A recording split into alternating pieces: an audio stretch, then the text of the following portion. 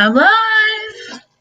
I hope that my internet here is okay, because I'm in a place where there's internet, but it's a conference ground, so they should have pretty good internet, but it seemed like it was a little slow. But I'm here, I'm excited. This is my 4th year. I just completed my 4th year being on I just completed my 4th year being on BookTube, which is very exciting. I'm ready for another year, I think. I'm excited to spend some time with you and talk about books.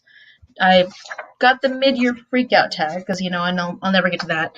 And then I also was recently tagged by Kayla Reads in the Ugh, That's So Annoying tag. So I figured that'd be fun to do. And then we can always just chat, maybe reminisce about all the good times here on BookTube, and then maybe do some reading, some sprints or something like that. I have a pretty open day. I don't have a lot going on today, which is nice. Actually, I did do a lot today, but I have the evening free, so I'm just excited to spend some time with you and celebrate my BookTubiversary, because I knew that I wouldn't actually get to I wouldn't be able to make anything in time for it. So let's see who's here. I think everything's going a little slow, so just bear with me. Hello, Leanna! Yay! Thank you so much. Hi, Manny. Thank you. I'm very excited. I can't believe it. I'm really surprised. Not that I'm surprised. Not that I didn't think I would make it 4 years or longer, but I don't know. I guess I didn't really think about time-wise how long it would last. There's certainly been times along the way that I have questioned how long I would last. So this feels really good. Hey, Drew. Happy celebration. Hi, Tara. Thank you. Very, very exciting. And Stacy. Woohoo! Got a great group. Hi, Sandy. How's it going? Thank you. Yeah, so I think in the last year and a half, 2 years, it's been a little difficult occasionally to, obviously be consistent. As you all know, my channel is not the most consistent channel, but, just to get the motivation up. So it just feels good, knowing, and actually the daily vlogging that I've been doing recently has helped quite a bit with my motivation and wanting to keep going. And so that is a good feeling, especially coming into my going into my 5th year on my 5th year on BookTube. That's pretty wild. Wow. That's a good portion of someone's life. Hey, KO. I'm glad you're here. Thank you so much. Thank you very much. Very, very exciting. I haven't solo live showed ever, I don't think. I mean, I've done sprints solo before, so you have to bear with me if I get a little awkward here and there, or if I wax poetic, or if I just go on tangents, because that is me talking to myself. Well, no, I'm talking to you, but and giggle and laugh a lot, because yeah. So yeah, so since we're thinking about BookTubiversary, I'd love to hear some of your thoughts on maybe things you'd like to see on my channel, since, this channel is not just for me, it's for all of us. I'd be curious to hear some of the things maybe that you liked, that worked really well, and some of the things that you think would be cool to see on my channel. And I'll take notes. Yeah, basically. I know. 5 years I'm going to be a kindergartner. Yeah, I just finished Promise K, pre-K. Yeah, my teacher barely survived it. I'm going to go and cause a whole bunch of trouble in kindergarten, which it was my experience with kindergartners. Hello, Amanda! I'm thinking for myself, I'm doing monthly wrap-up vlog styles. Oh yeah. So yeah, because I had done the Sunday sum ups for a while, and I know that everybody, or at least a lot of people, really liked that. I know Stacy had mentioned a couple of times really liking Sunday mornings with coffee and my vlogs, and then I just got burnt out on making them because they're pretty much the same thing every week, which isn't a problem, but creativity, mm, creatively, that can get a little hard week in, week out.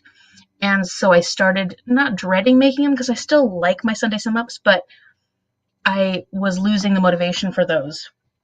And so I've got to figure out how to make that exciting again, like my Sunday sum ups or like the way I do my wrap ups, because I like the weekly wrap ups. I like that better. It was a lot harder to have to think of all the books I read throughout the month and jam them in a video at the very end. Yeah, I don't know. Can't wait for the next book. Love is Blind. Yes, I have gone on one date and I have the ability to go on more. I just haven't had the time to go on more. So my plan was to get them all done in the month of July, like all my dates. And I don't know what I was thinking because it's already the 15th and I've done one. So, but this last week was really busy with family stuff. Really busy with family stuff. And family, friends. It was my uncle's celebration of life because he passed. I think I mentioned that. And we finally came down and did the celebration of life. So it was really great. Like, it was really great. We got to spend time with, sad that like you don't see these family members for like years, 10 years plus, and then you see them, of course, during a funeral. But I mean, it wasn't a traditional funeral. It was a celebration of life. But like, yeah, it's just a bummer, but it was still nice to be able to see so many family members. So yeah, that's what I've been up to the last few days. And then now I'm taking a break from people because I spent this whole last week being super social and spending a lot of time with family and friends. A lot of time, and then I'm going down to Los Angeles to spend time with my dad and my brother, so I needed to take a bit of a social break in between. So I'm in this beautiful place. It's a Julia Morgan building just south of Monterey in California, which is on the ocean. It's called Asilomar, and it's these conference grounds. It used to be YWCA back in the day, but they closed that for YWCA in 1935, I think, and then it got purchased by the state parks system. They still do big conferences and stuff here. Like, companies can rent out the facilities for conferences and stuff, but it's also a hotel. So I'm staying at it. I already walked down to the beach once today. It's been wonderful. So I'm relaxing for a couple days, and then I'm gonna head down to see my dad and my brother in Los Angeles. So that's my plans. So yeah, Book Love is Blind. Let's hope I get more of those dates done.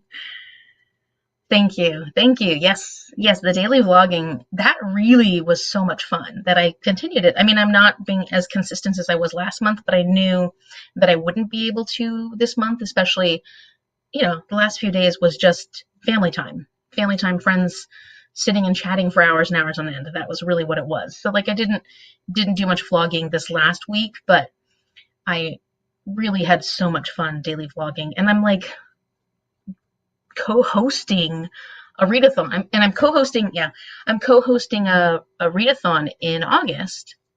Pick-pongathon. That's a hard word to say, pick-pongathon. No, not thong. Pick-pongathon. So I probably should daily vlog in August, right? When I'm back home. Makes sense. I don't know. I'm just feeling very inspired by that, and it's been a lot of fun. And it's nice to put out vlogs that are really short. It's a lot less work. Love all the things. I'm looking forward to the new season of Book Love is Blind. Yes, and hopefully when I get it out, I'm able to stay consistent No, I'm not going to make any promises. But like how I ended the last 2 books way later, I'd like to not do that. I probably won't put out the dates as often as I did last time, meaning like, I think I put 1 a week, or was it 1 a week? I think something like that. I might spread them out a little bit more, and then hopefully I won't have to put off the final 2 big, reading the whole books as long as I did, because that didn't I didn't like the way that series paced, but it was super fun. It was so much fun. I love that series. I love long vlogs, but I've been loving the shorter daily vlogs. I love seeing you every day. Oh, thank you. Stop. I'm blushing. Okay. Or every day I can when I'm not too tired after work. Yeah, totally get it. And you had 12 hours on 11 hours on 4th of July. That's too much. I'm glad you got your overtime and stuff. But I know I'll have something to look forward to. Good. I always enjoy Advent Calendar Challenge, but all your content. Oh, Advent Calendar Challenge. That's one of my favorites, too. I love that one. I wish that I could have the whole month of December off. Because it would make the Advent Calendar Challenge so much easier. Yes, look forward to. Thank you. Daily vlogs are great. Thank you, Stacy. Celebration of Life. Yes, it was a good one. And there were a lot of people there. My uncle thinks of himself as, and he was a bit introverted, quite introverted, but there were a lot of people who wanted to celebrate him. Hello, Brenna! I'm planning to start doing mid-month updates and end-of-month updates to try to hold myself accountable for actual tracking. Yeah, it's hard to do. It's hard to do, and I feel like there is something to be said for breaking it up, because doing it all at once is really, really, really difficult. I started doing the month-end the updates at the end of the month. What are they called? I don't know. My brain stopped working. It's been doing that a lot this month. I'm having a lot of brain fog, so I think my brain is well and truly gone on vacation, and I've been struggling with words. I forgot the word cantaloupe the other day. What other word? There was other words, that just basic words that I can't pull. But yeah, that accountability makes it easier. Pick pong-a-thong, yeah, it would be a completely different challenge. I don't want to do that one. I don't want to do that one. That's not, nobody wants to see that. Yeah. Mm-hmm. I love your vlogs. Thank you, Brenna. Thank you. Yeah, I love doing them too. They're a lot of fun. And if you, obviously, I'm like a very open person, so you probably get more than you want on my vlogs, but that's me. That's exactly me. I'm tempted to join Pick Pongathon. Yeah, if you do. Literary Pongsters, not any other group. Not purple, not blue, join the green team. Tired of these other teams having waste. They have too many people in those groups, but I've got Amanda on my team, so I'm not concerned at all. I'm behind on weekly vlogs. Oh, totally get it. Totally get it. I get behind on everything all the time. It's a common occurrence. Yes, I saw that, Stacey. I was very excited that you joined. Very, very excited.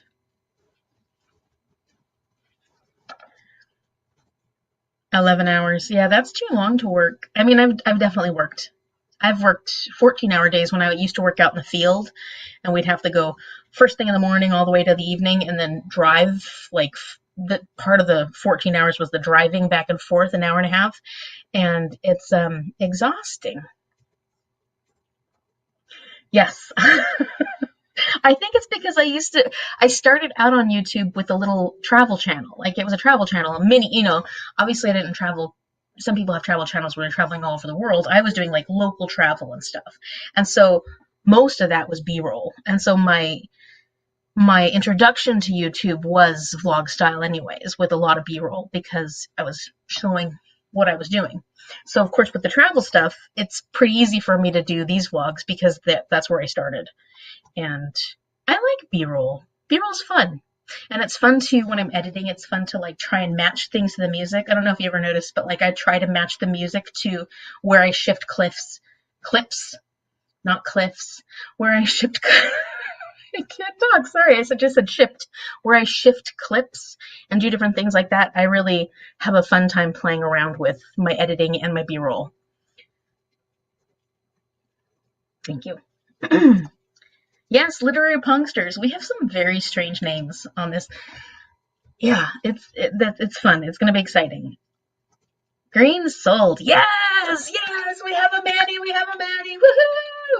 Very excited. My recruiting efforts are basically me just putting stuff out on my community tab and talking on my videos because I'm not that good at recruiting, I don't think. It's not my I'm not gonna go out and ask everybody, will you please join my group? Will you please join my group? Yeah.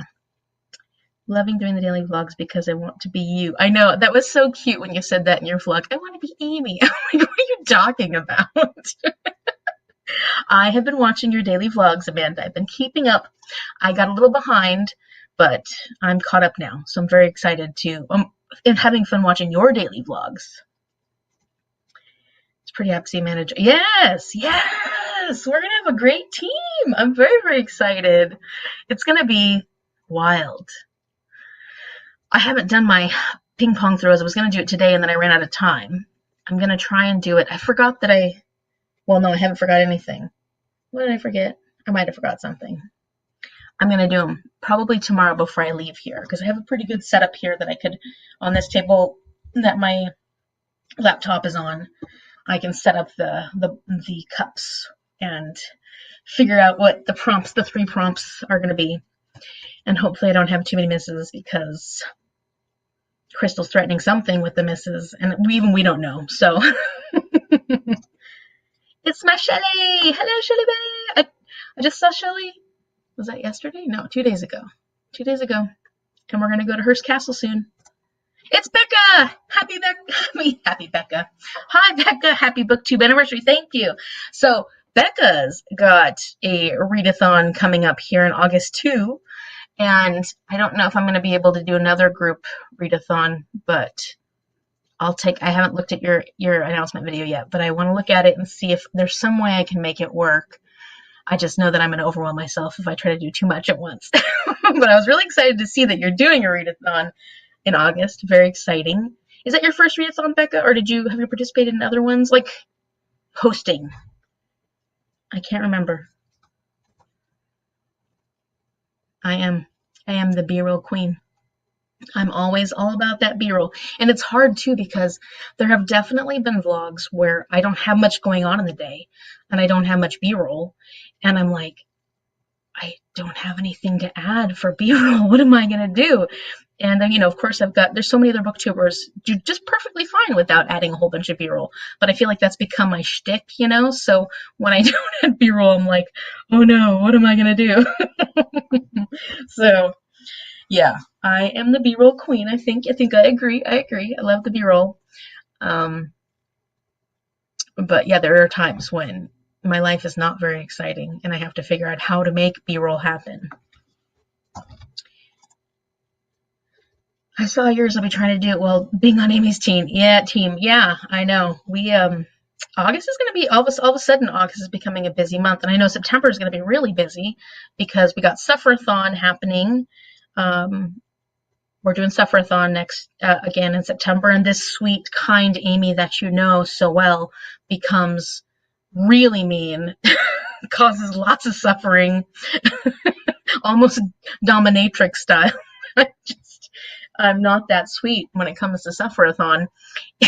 And Aurelium's going to happen in September, and it's going to be my first year. And of course, Melanie's got her. I'm not doing Season-a-thon this year because I just can't. I know Paige is participating in, or she's co-hosting that, and it's going to be my first. I don't know if I'm going to have a job by then. I'm hoping I do. At least something more permanent than daily substituting, because don't want to do that every day, different subclass. So I signed up for 3 pools, a long-term leave replacement for elementary, and then 2 kindergarten pools, one for science, and they're pools, so I don't know what I'll get or if I'll get anything. One for science, and then one for elementary, middle school, ELA, English Language Arts, and social studies. So we'll see. I don't know that I don't really want to do middle school, but I need to get my foot in the door. So I've made the leap. Oh, that's right. You did Season-a-thon. I forgot about that. Yeah, this is your first time really hosting, right? I forgot that you did. I shouldn't have forgotten. It wasn't that long ago that you did Season-a-thon. Was it with me? Was I there? No, it wasn't. You did Christmas time. That's right. Like I said, I don't have much of a brain right now.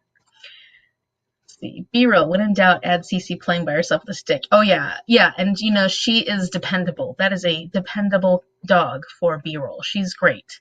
And she always is doing cute things because she would love to go outside and play with a stick at any time. Any time of the day, except when it's raining. She's not a fan of going out there when it's raining. But you'll be nice to the Suffer-a-thon guests. That was on your pink. I make no promises, Tara. I make no promises. It is my job. So here's the thing about Suffer-a-thon.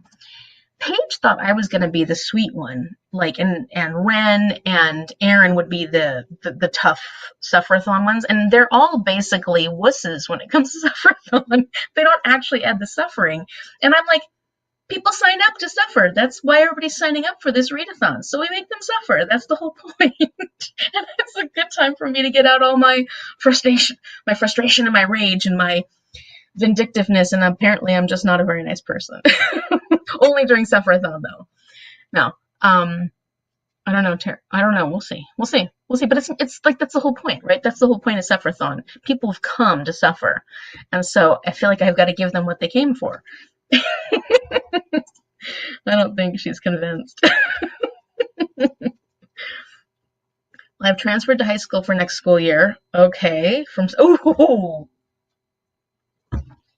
What? From second grade to high school? What are you going to be teaching, Brenna? Isn't high school just a little bit... I mean, in high school you have to deal with the apathy. In middle school you have to deal with the hormones. I mean, not saying they don't have hormones in high school, but that's a big shift. Are you excited about it? From second grade, which I think is like the perfect grade. No, actually, fifth grade is the perfect grade for me. But second grade, just feel like there's little angels. Did you have that experience, Brenna? That they were just second grade? There's just something perfect about that age. I don't know. I can't ever decide how long to make the B-roll. It ends up feeling too long, but I don't actually know it's too long. I mean, I've watched people's videos who make the B-roll, in my opinion, really long. Like really, really long. But depending on what the content is, it doesn't bother me. I think I usually go with what feels right. It's really a feeling for me. Like I will start editing. So like I have B-roll right now in my current video that I'm working on that feels too long. So then I let it go, like I let it sit, and I come back and I rewatch it. And then I'm like, okay. And it feels more like, okay, I just needed to step back and give it more time. And then I know what feels right. That sounds like there's no perfect, I mean, that's not very helpful, is it? But sometimes it depends on the song, but it depends on the length of the song as well. If you have like a 5-minute song and you're using B-roll for those full 5 minutes, it just depends on the video too. If it's like meant to be a video where you're mostly traveling or mostly doing things that you're trying to show through the video, then longer B-roll works. Yeah, that's hard to say. There's no perfect answer for that. I've definitely seen too short a B-roll where I'm just like, oh, give us a little more. But then I also know what it's like to not have enough B-roll and have to just find little teeny clips that you got to add in there somehow. What are you currently reading? How's your summer bingo doing? Oh, should I tell you, or should I wait for the vlog to come out? I'm currently finishing Tortilla Flat. I'm 75 pages into that. It's only 100 pages, but I really haven't had a chance to read this week, like hardly at all. I am 75% of the way through The Girl Who Drank the Moon, and that's great. I'm listening to it on audiobook. I think that, I was saying in my vlog today, I think that that book is a fantastic book and I'm really enjoying it. But the pacing for me is being messed up a little bit because I had to take such a big break this week and not listen to it that much. And I'm wondering if I threw off the pacing of it for my own enjoyment because I had to put it down for so long. if that makes sense. You know, like I listened to little snippets of it here and there, but I really didn't get a chance to do some serious listening to it until yesterday when I was driving out to where I'm at right now. So I'm like, did I mess this up? I feel like sometimes, I mean, the book is fantastic. I'm really enjoying it, but sometimes audio books, depending on how often you can listen to them and how much you have to like break it up, sometimes I feel like I can mess up my own experience, if you know what I mean. So I don't know. How's my book summer bingo going? I don't know. Should I tell you? I, I kind of want to save it. I will say, no, yes, I'll say, I got 2 bingos so far. Should I tell more? Who doesn't like being spoiled? Just tell me. If you don't want to be spoiled, I'll wait. By the way, hi. Did you already say hi earlier? I don't think so. Okay, middle school is so much fun though. Don't you do high school, Manny? I thought you did high school. Or have you done middle school? You think it is? I mean, it may be. I may end up loving it. Here's my thing. I like the schedule better for elementary school because it starts at like I get there at 7:30, whereas it's like a whole hour and 15 minutes later for middle school. And then I like teaching multiple subjects. I mean, I know that makes planning a lot harder, and I know that planning is really difficult for elementary school teachers because we don't have that much time to plan, but we have a lot more like lessons that have to span, like it's just, different things for every part of the day. But I like teaching everything. I really do like teaching everything. And so I'm a little worried that I don't know if I'll get bored, but will I get bored teaching one subject a day? Like one subject and then you tell me. I taught high school before staying home to homeschool my kids. Yes, I remember you said that and that you loved it. Yeah. Yeah. Math. I'm so excited. My training was middle school and okay. Wow, then how did you get in second grade then? Because that is such a big difference. It's a big change, I would think. Anything younger than 5th grade is scary. Especially those kindergartners. Oh my gosh. Promise K, which is 4 and 5-year-olds, that wasn't easy either, but the class that I subbed for, I only subbed for one Promise K. And there were some really tough kids in that class. But there were only 12 There were only 12 kids in the class total, and I had 3 pairs at all times. All times there were 3 pairs in the class. So 12 kids, even kids that needed one-on-one pairs, you still got a little support from those pairs, even though they were really focusing on the one child that they were supposed to be working with. There's something to be said for having support in a classroom. And then I'd go and teach kindergarten where I had no pairs, 20 some odd kids, and it's like herding cats. Kindergarten's hard. I had hit or miss with 1st grade, but for the most part, they've already gone through a lot of the hiccups with kindergarten, and so then you get them in 1st grade and they're a little more not so scary. Kindergarten is scary.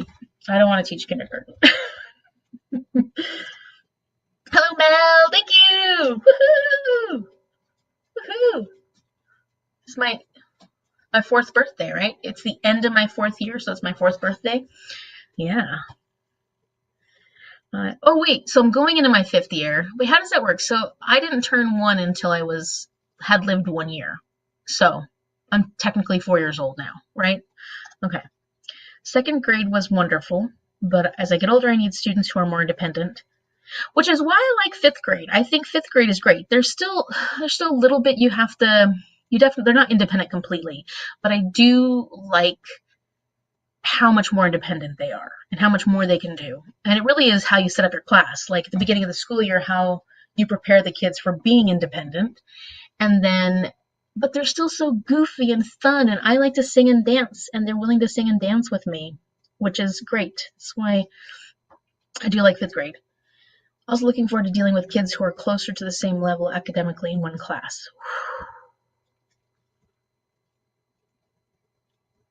That's a tough one, Brenna. That's really tough, because that is so the reality of elementary school, isn't it?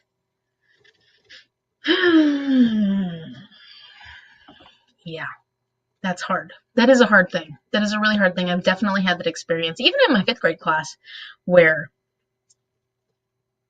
there's just some kids who are either here or here, as far as where they are academically with the math, especially math, big time reading, and some kids here in the middle, but really it's like you almost have to teach completely different lessons, even though you can't, for the same group of kids. And it's really hard because you're like, I can't teach different lessons. I have to teach this one lesson. So what can I do with this lesson to make it as universal as possible and keep these kids interested and engaged, but then also make it so you don't feel like you're isolating other kids because they feel like they're completely lost. So that's hard.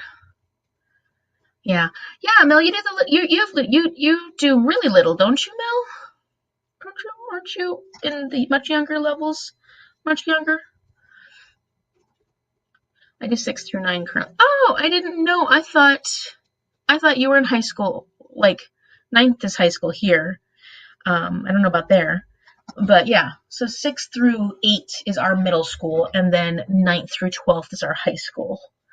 And 9th grade seems like it would be fun if you're already doing 6th through 8th.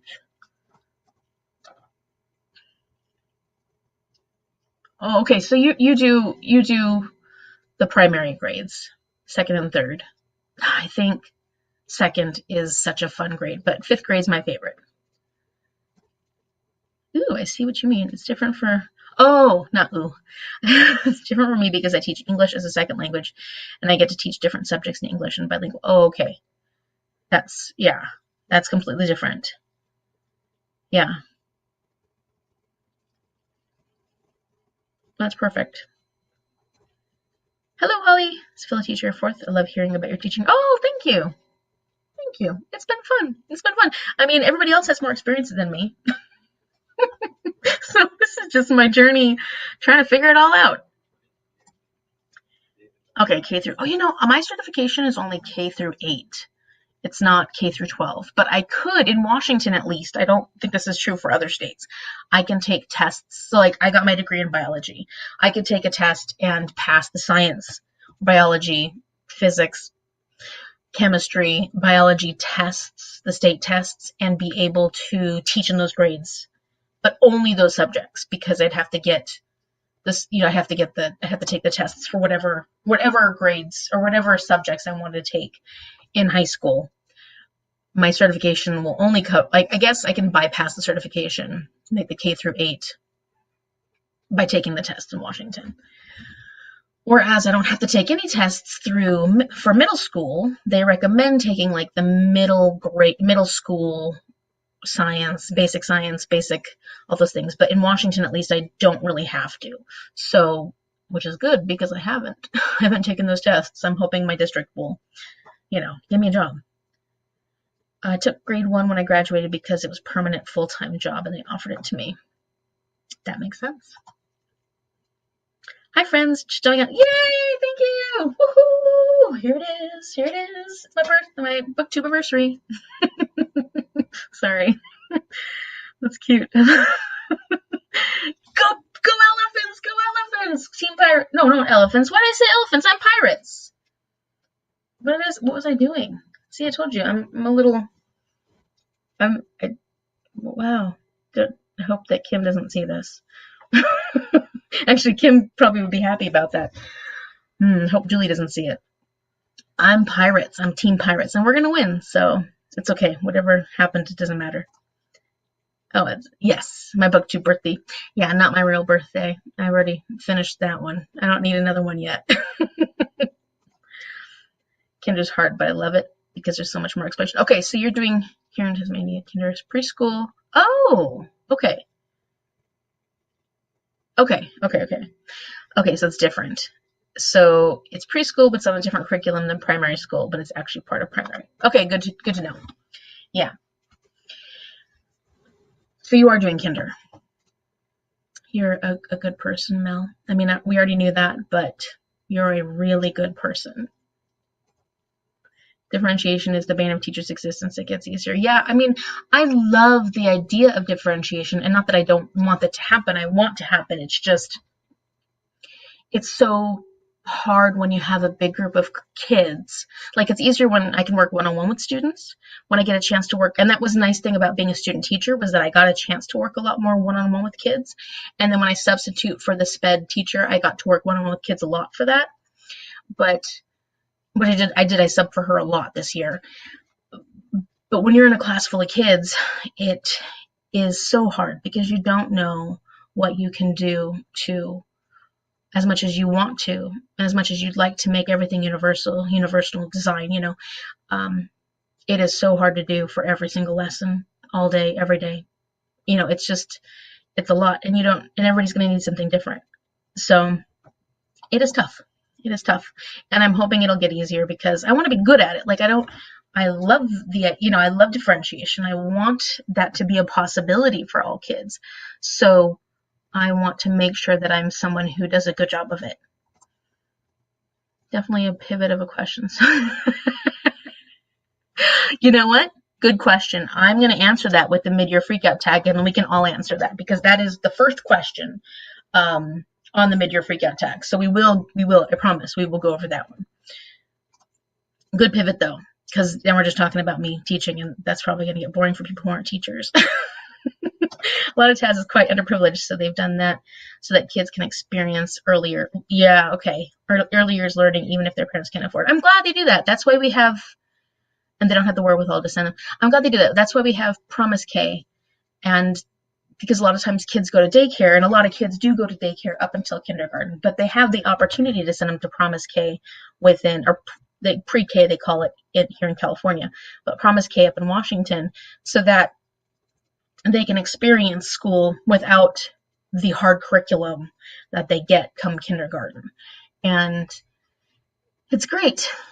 It's great. I feel like the Promise K at our school, though, it's full day. Like, it's a full day every day, 5 days a week. Isn't that a bit much for Promise for little, 4 or 5 year olds? Like, I feel like you're supposed to introduce them to it, but a full day already, that's a lot.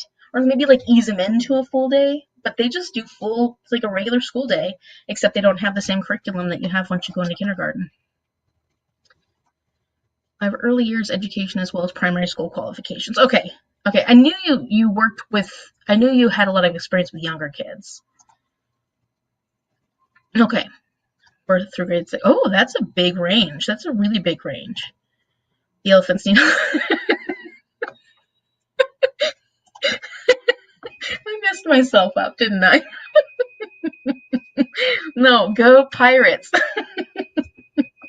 I don't know what I was doing. You do need all the help you can get, but not from me. Okay, well, let's see. I say it, I just realized I have 2 prompts to read. Yeah, once I get finished with my Tortilla Flat, my Steinbeck book, which is, I've got 15 pages left. Once I get done with that, I will be able to submit that for the Second Chance Author. Is it Second Chance Author? No. Read a book by your favorite author. Yeah, it's not Second Chance, Steinbeck. Read a book by your favorite author. And then what are the other ones this month? I don't remember at the moment for Pirates, but I've gotten all of my picture activities that I've had to do, my activity and my challenge. I haven't got the cozy reading night finished, but I don't remember the other 2 prompts now for elephants. I know I have books for them. I just can't remember at the moment.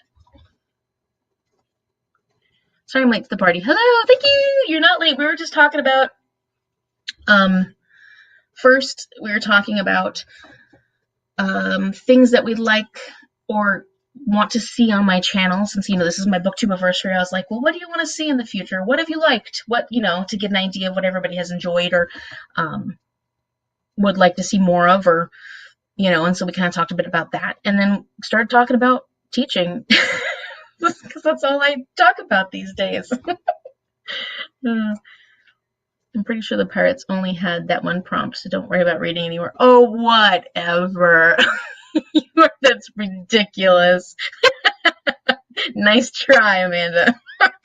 Wish I could hang out longer. I need to be up at 3. Oh, to start working at 4. Go Pirates. Yes, go Pirates. Thank you, Sandy. Thank you for coming, even if it was just, for this little bit we get of you. Thank you for coming, and I hope I'm sorry you have to get up so early for work. I hope that it goes smoothly. My classes include 17 years plus, maybe younger if they're taking college credit while in high school. I don't think I can handle all the 17 years plus, and they have the motivation to be there, right? For the most part. I mean, I'm sure you get adults, although a lot of people are still kids into their early adulthood.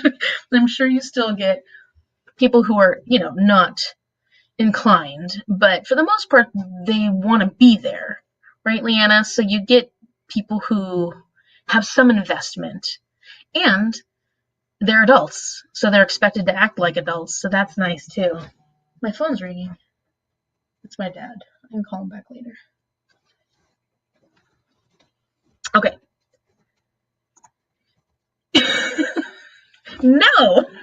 The Pirates are going to win. I'm not going to take it easy. Dual timeline and from a list. Oh, yeah, that's right. Thank you, Brenna. Thank you. Don't let these... Dad, I'm not available. Okay, hold on one second. Hey, Daddy-o, can I call you back? I'm going to call you back in a few hours, though. I'm not available right now. Okay. Love you. Bye. Sorry. That was awkward. He would keep trying over and over again until I picked up. Okay. Dual timeline. Okay, so my dual timeline, what did I choose for that one? Oh, that's the time machine, right? I haven't listened to that. I wanted to finish The Girl Who Drank the Moon first. And then from a list was one of my 45 before 45s I was going to read. One of those two. So hopefully I'll get to that before the 25th. 10 days! Where's this month going? That's ridiculous. I'll take all your vlog and B-roll content. Don't complain about any of your videos. They are so much fun. Thank you, Alicia. Yeah. I mean, that's what I am, right? I'm a vlogger. That's pretty much what I am. I'm so terrible at getting to... I mean, some other people are really good about interspersing both sit-down videos and B-roll. I mean, not B-roll, vlog videos. I just tend to do vlogs because they're what I'm comfortable making, or what I'm used to making. And so, as much as not saying I don't like sit-down videos, I do, but I'm just not very good at sitting down and doing them. I guess because, you know why? Because I feel like if I'm doing this, this is a terrible reason. Here's the deal. Here's the reality. I feel like when I do a sit-down video, I have to put makeup on, dress nicer. By the way, I had a cuter shirt on for my BookTubeversary, but I spilled my lunch on it.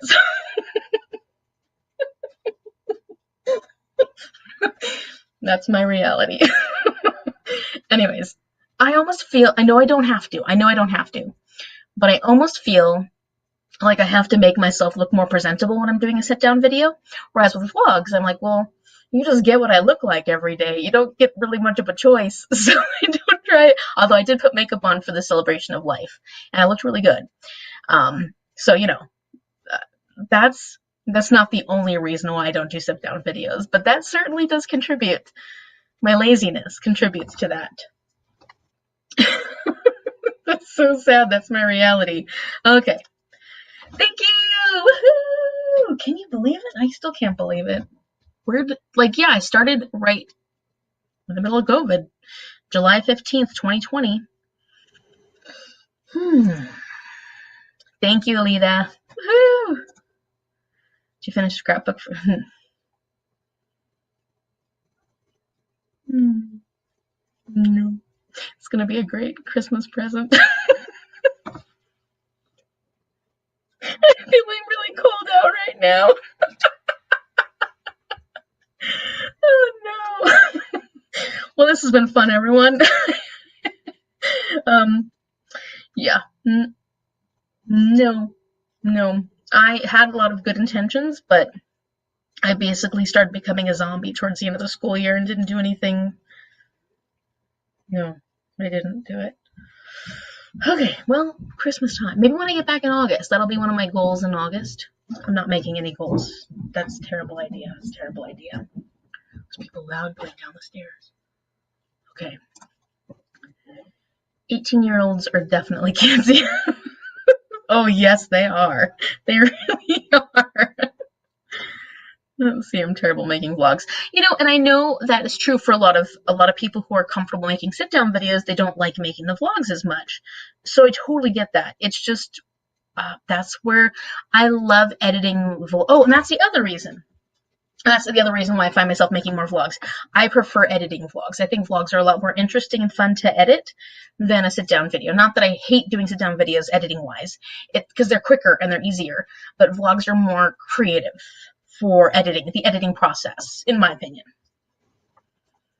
Yeah, Sasquatch Coffee. You see it? From Bellingham.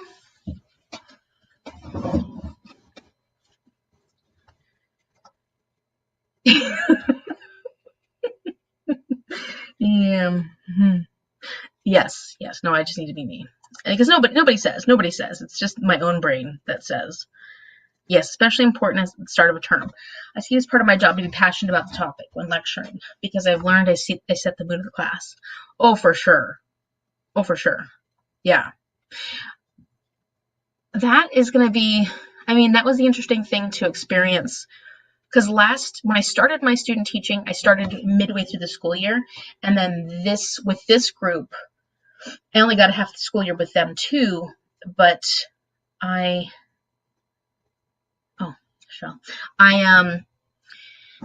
got to start the whole school year out with them. And I noticed how much setting the tone for the class, you set the mood for the class, how big of a difference that makes. It makes a big difference. And I am going to focus on that because I was talking to another 5th grade teacher who I thought his management skills are really strong. Like the way the 5th graders, he had some 5th graders from last year who were like, I talked to one of the student teachers from last year and she's like, those kids were tough and they're great. Like this year they're doing so well. And so I was asking the 5th grade teacher, I'm like, what do you do? Like, how do you do this? And he was like, you have to set that foundation very early on and be super consistent about it. And like, I know that, but just seeing how accurate it is for him, like setting that up and really following through on those expectations, on the mood that you set, on what you expect, the expectations, keeping the expectations really high. It makes such a big difference, but you have to start at the beginning of the school year. So yeah, my boobs did fail me. They act as like a shelf, and so I'm trying to eat. They get in the way. Yep. Your vlogs make me want to vlog. It's almost like memory keeping. Yeah, and I do. Some people say they hate going back and looking at their videos or a video. Like some people really have. And I totally understand that. I totally understand not wanting to go back and look at your videos, but I like it because I get to have like memory. It's like a memory keeping. I get to go back and see what I thought about certain books. I've definitely done that when I was like, wait, I want to recommend this to somebody, but what did I really think about that? It's helpful for that, but it's also helpful for just, it's a video scrapbook. It's like keeping a diary, but digitally. And I'm much better at yapping my mouth off than actually sitting down and writing in a journal. So this works. I don't own makeup, so everyone gets what they get. Yep, that's perfect. That's perfect. Well, you know too much, Amy. Oh, yes. Yes. Oh, sure, for sure. For sure. I've, yeah. Wait, what? I was thinking about this. We know too much. Wait, what is that referring to? Now I'm confused. We know too much, Amy. LOL. Now I forgot. But I was thinking, if you know too much, Amy, there was no comma there, but like if you know too much me, like that's my reality. Is I've always been an oversharer. And it used to drive me nuts when I was younger. I used to be so embarrassed of myself, and I'd be like, "Why'd you say that, Amy? Why'd you say that?" And then I finally got to a point where I was like, I try not to be an oversharer in a gross way, but as far as like, I'm not a closed book. I'm an open book kind of person. And I was like, if they don't like it, then they're not going to want to be part of my life, and that's their choice. But I have to kind of accept who I am. And I've always been this way, and it's not going to change, because there's been plenty of times I'm like, reel it in, Amy, reel it in. And then I don't, and then I kick myself. And I'm like, what's the point of that? Like, there's no point. That's part of my personality. It's who I am. I know this is probably not what you meant, Manny, but this is what I'm saying now. And I finally accepted it and just ran with it. And it works for me. So, oh no, I don't mean to call you out. See, I'm already forgetting things. No, that's fine. That's fine. Yeah, we can do it together. I don't feel called out. It's fine. No, it's totally fine. I was just teasing. That was a joke. We'll have to do it together. That'll be fun. Maybe we'll do some like scrapbooking sprints at some point in the future. That might be a good thing to do, Amanda. We should do that. It'll actually force us to do it and get some stuff done. That's why with the videos, you don't edit them. Yeah, I know. And I'm like a hyper editor. Like, I edit my videos too, like maybe too, I mean, I'm sure way too much, but it's what I like doing. And I've accepted that about myself too. I'm an East Coast girl. You gotta head to bed. It's nice chatting with you, Stacy. Yeah, is it already that late over there? Well, it's a weeknight too. Yeah, I knew that. I just knew that the 15th was the day that was my BookTubiversary. It was also a day that I had freedom. So I was like, sorry, y'all, it's a Monday night. But thank you for coming, Stacy, and thank you for spending some time if you're still on. And I hope you get a lot of rest and have a good day at work tomorrow. Management's all about setting the community at the start of the year. Yes, absolutely. Yeah, and that's why it was so hard subbing, because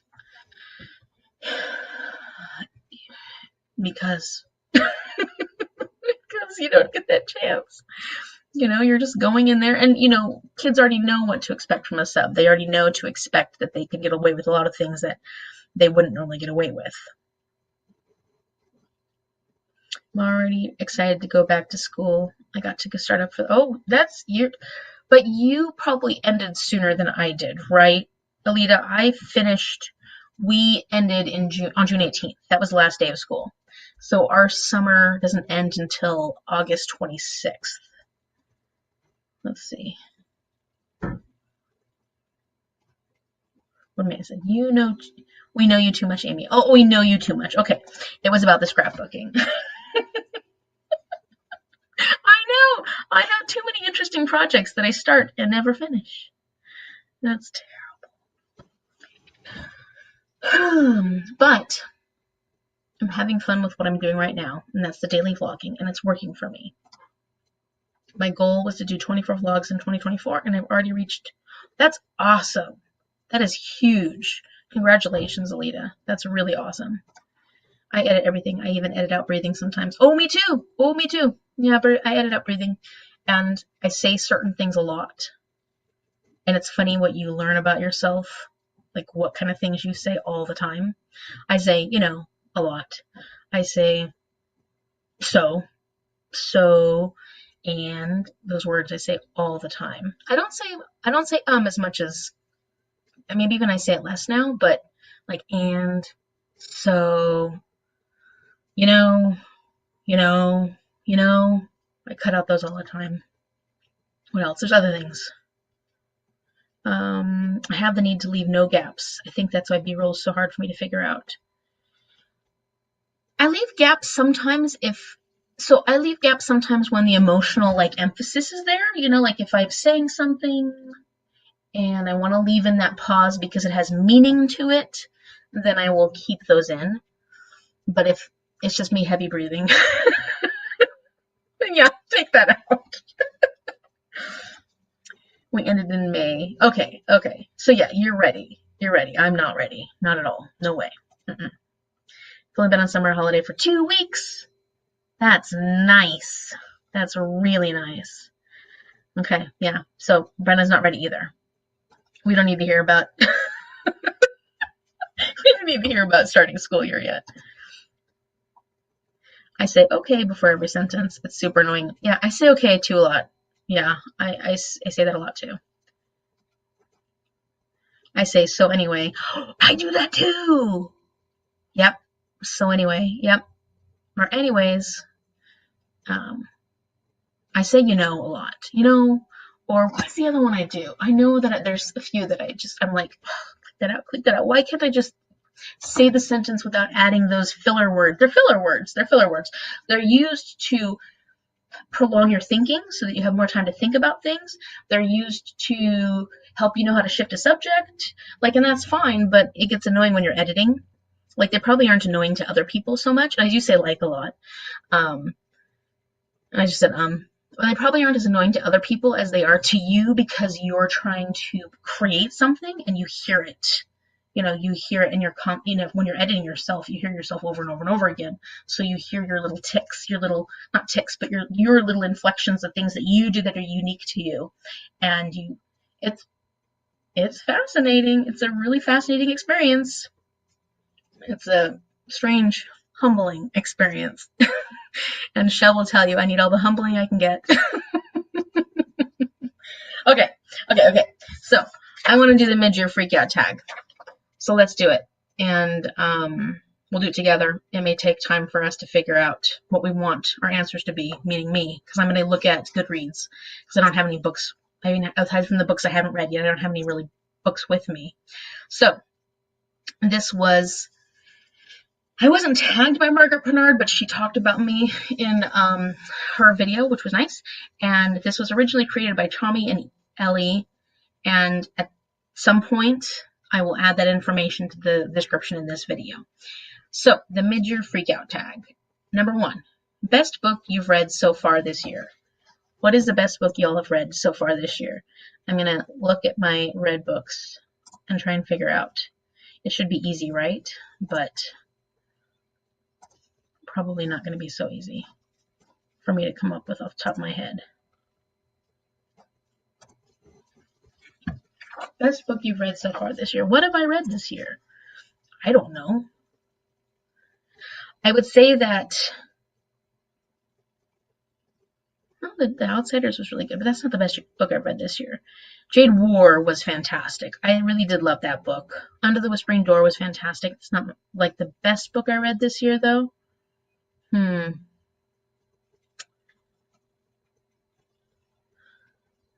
What was this year? January. I'm still going through. Ooh, that was a good one. Ooh, that was a good one. Okay. Actually, I haven't had too many 5 stars this year.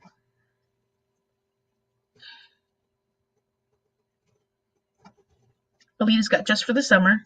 Oh, is that one by something Seal? S-E-A-L-E? No, or is that something else? I'll teach it to you someday. Oh, Humbleness? Yeah, right. This is great. I'm going to do this with you and film my video tomorrow. Okay, cool. Good. Okay. The Woman. Oh, yeah. Was that really good, Stacy? I've heard such good things. That one especially. I've heard really good things about it. Best book, Mars House by Natasha Pulley. Oh, Natasha Pulley. I think when I read... What was the one? Was the one that I read by Natasha Pulley? Was that in December? Sorry, I'm looking at my... Was that Natasha? No, that was... What was I thinking? I haven't read anything by Natasha Pulley. Abby Jimenez. Okay, so it was by Abby Jimenez. Mars House. Okay, no, I guess I haven't heard of that one. Objectively, Demon Copperhead. But this book made me, by Barbara Kingsolver. I've heard somebody else I just talked to. Who did I just talk to that absolutely loved Demon Copperhead? Maybe my friend Lizzie or her husband. I don't remember. I think it was Lizzie. Yeah, she recently read Demon Copperhead. She absolutely loved it. But yeah, I bet it's based off David Copperfield, right? So it's got really sad, really difficult content. Keeping 13, that book made me sob, so it's up there. But I also keep thinking about Ruthless Vows, and that was one of the first books I read in January. Was Ruthless Vows the sequel to something else that I can't think of right now? Abby Jimenez, yeah. Yeah, okay. Everybody loves Abby Jimenez. I haven't read anything by her yet. I have 3. What the River Knows. Oh, what did you read that for? Remarkably Bright Creatures. Yes. Jade Legacy. Yeah. I didn't give Jade Legacy 5 stars, but well, you know that. But it was fantastic. That whole series, like I'd say that series is my 5 star. Like my best book you've read so far would be my best series so far. But I still gotta go look. Hold on, let me keep looking. Let me make a decision. I really did love Manny, The Way of All Flesh by Ambrose Perry. That was so good. I mean, I wouldn't say that was maybe my favorite of the year so far, but it was fantastic. I gotta make a choice. This is horrible. I hate picking favorites. I'm not good at it. I did love Under the Whispering Door by T.J. Klune. I loved that book. And I love Jade War. So you know what I'll do? The Outsiders was really good. I'm going to pick Under the Whispering Door because I'll pick Jade War for something else. Divine Rivals! I knew it! Okay, yeah, and Drew's saying. That's what I was wondering about. I just didn't get it out there of my head. Salt to the Sea by Ruta Sepetys? Yeah, you read that for Tales from Two Trails, right? It sounds amazing. I do need to read Ruta Sepetys in general because they're supposed to be an amazing author. I'm sure Jade Legacy will be up there when I finally finish it, especially if it makes me cry more. Oh, it'll make you cry more, where you are? You got a ways to go. You got a ways to go. Oh my. I can't wait to see your comments and thoughts and feelings in the Discord. Yeah. Delilah Green Doesn't Care. Jade City. Oh, I do want to read Emily Wilde's Encyclopedia. That one sounds so good. Hood Feminism. I read that a long time ago. A Curious Beginning. I'm partway through that one. I'm loving it. I am loving that one so far. I had to take a long break from it, though, because of just, the way my reading has been lately. But maybe I'll just restart from the beginning again. I do this, and this is why I never get books finished. Okay. I loved Risk Vows also. Brenna's got a lot. I know. I hate making choices when it comes to favorite books. I read Part of Your World by Abby Jimenez and loved it, but I think that was last year. Yeah, everybody seems to really like... I mean, I feel like that's a romance author that most people say really good things about. Not everybody, but most people.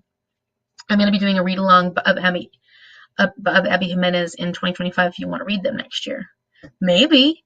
I'm making no promises right now. I would love to read them, but I can't make any promises because I will get myself in trouble. I love The Curious Beginning. I'm so excited to continue on with it. I should be reading that right now, but I'm like, I need to start this too.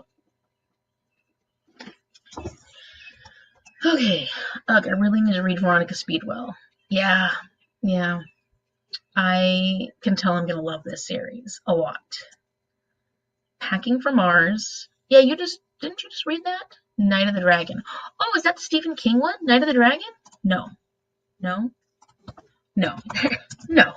that's not the Stephen King one. What am I thinking? You don't read Stephen King. Usually. Not saying you wouldn't. Come on. Night of the Dragon. I can't. Julie Kagawa. Oh, that's the third in the Shadow of the Fox series. I haven't continued on with that series either. Surprising. Yes. Best book you've read so far this year. That's the first question in the best book or the Mid Year Freakout Tag. Yeah. Okay, I have to leave for a little because I'm at work right now. I had to leave for a little. I Must Betray You by Ruta Sepetys this year, and it was also amazing. Okay. So basically anything by Ruta Sepetys is great. I loved Gilded by Marissa Meyer. I haven't read anything by Marissa Meyer since we did the Lunar Chronicles read-along, which was amazing. Darker by Four by June C.L. Tan. A Curse for True Love by Stephanie Garber. Those all sound like... I haven't read anything by June C.L. Tan. I only have the one. which is that one that everybody got from the Owl Crate. I do too. What do you do too? I'm already lost. I usually am much better at keeping track of where the conversations are. Not today, friends, not today. You do too. Meaning you do too read Stephen King? I do too. But that's Julie Kagawa, so I wasn't anyways. I just finished 11. Yes, you finished 11/22/63. Speaking of King, you loved it too. Maybe that one is my favorite. Yes, you do read Stephen. When do you read Stephen King, Shell? I mean, I'm not saying you wouldn't. I'm just saying that's not something you typically reach for. Do you read horror that much, Shell? Not often. Yeah, so I know that was fun to watch your vlog on that. I read 11/20/63 plus, like 10 plus years ago. So here's the thing. I think I gave 11/22/63 like a 3-star or a 3.5 or something, but I read it a long time ago, like Manny, like 10 or some odd years ago. It's one of those ones where I think on a reread, I would enjoy it a lot more. And because and that's one of the things I loved about it was the coziness of it. Bear with me. There's something really cozy about the way Stephen King writes people and their personalities. He's a character-driven author, and he writes these stories that just make you feel cozy reading them. I know he's a horror author. I don't mean cozy like they're cozy material, but like he's just so easy to sit down and bingeable. Like you just feel cozy getting to know his characters, and they're all so unique and they're fun to read about. His books can be long and meandering, but because you get into the characters so much, it doesn't matter in a lot of times. Not all the time, but a lot of times. That's what I mean by cozy. Hello! Hi, Amy! Hello! Thank you. 4 years. Woohoo! 11/22/63 is amazing. I would love to reread it when I'm not already reading chunky books. Totally get that, too. Well, especially Jade Legacy is very chunky. Okay, next question. Best sequel this year? I'm going to say Jade War. What is everybody's best sequel this year? I'll give you time. What are other... Oh, I said Jade War, and I mean Jade War. That is definitely true, excuse me.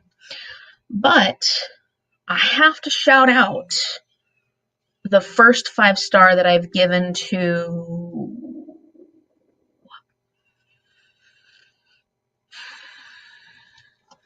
the T.E. Kinsey series, the Lady Hardcastle series, Death Around the Bend. That's a 3rd book in that series. I gave it a 5-star. Absolutely loved that one.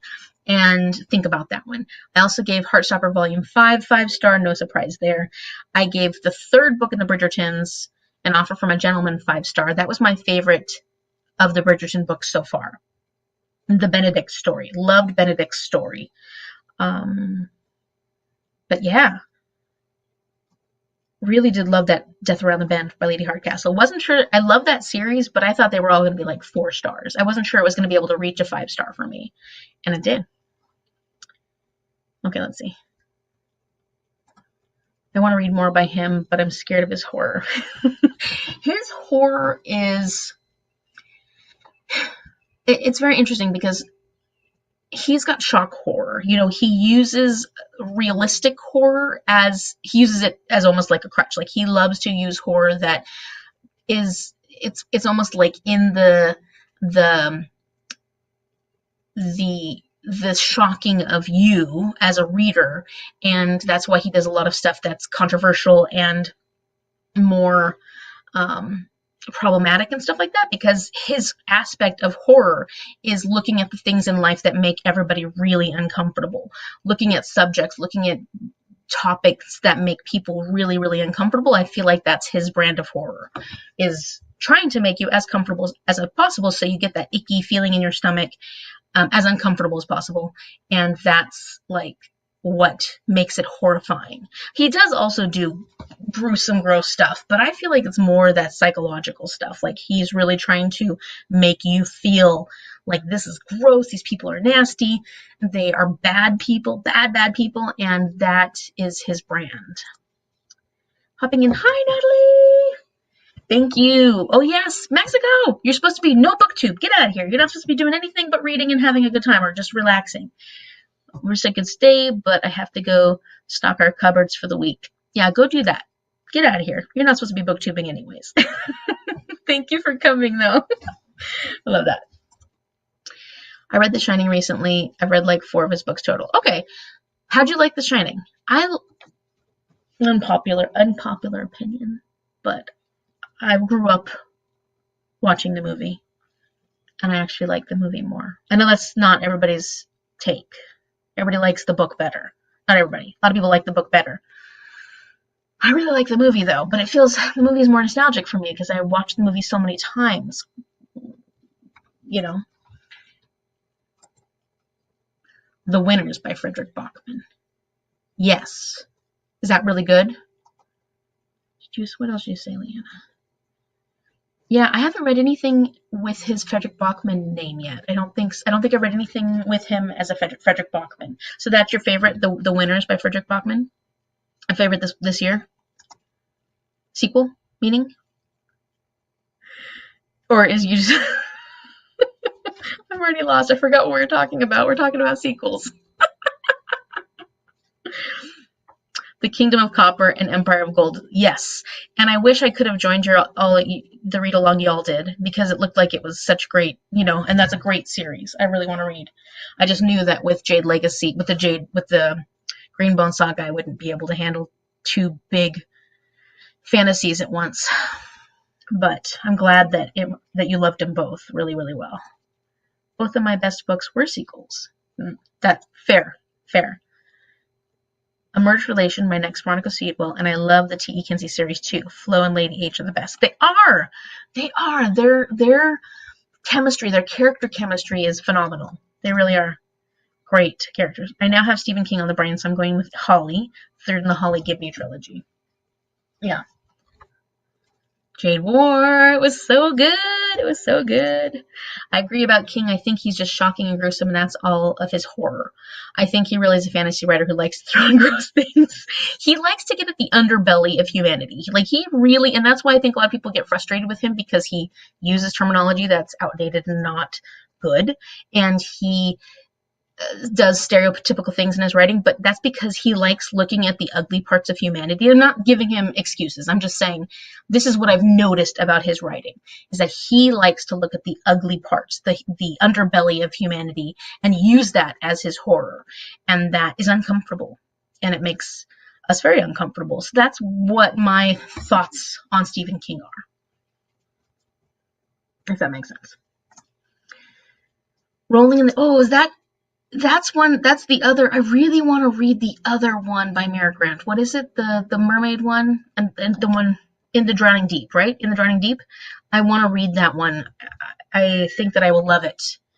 Rolling in the Deep. So that's probably the prequel to In the Drowning Deep, right? I think I'll love that one. A Perilous Undertaking by Veronica Speedwell. I have to read that first one first. Also with King, I think he takes the easy way out with some of his bad guys by just making them racist, rapist, and disgusting. He can do nuanced bad guys. He just doesn't sometimes. Yeah, no, you're right. And he does stick with some of his... He does stick with things. And maybe it's because he doesn't know how to make more nuanced... Or I don't know. Does he use up all his ability with his main characters, putting so much into them that he doesn't know how to... I don't know, make his other characters more... unique. Dreamcatcher's my favorite of his. I gave The Shining 4 stars. Oh, that's really good. I liked the book better. Oh, you like the book? Yeah, see, most people like the book better. I'm unique. What can I say? Unique's not always a good thing. My favorite King is Pet Sematary. Yeah, that one, I read Pet Sematary. I liked Pet Sematary a lot. My favorite is The Stand. I do need to reread that, though. It's been a very long time. Yes, that is a prequel to In the Drowning Deep. Both are amazing. Okay. Any other sequels anybody else wants to shout out? Otherwise, we're going to go on to the next question. New release that you haven't read yet, but want to. What are some new releases? What did I buy recently that's a new release? I know what I want to release that's like... I'm not going to count. I'm going to count it for another question.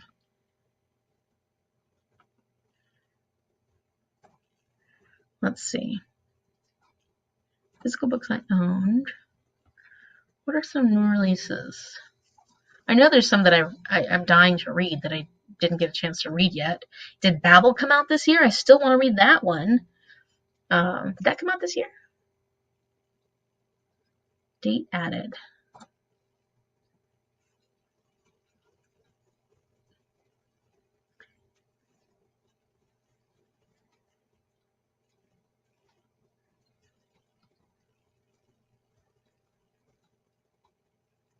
Sorry, I'm looking at a list. I'm not just ignoring y'all.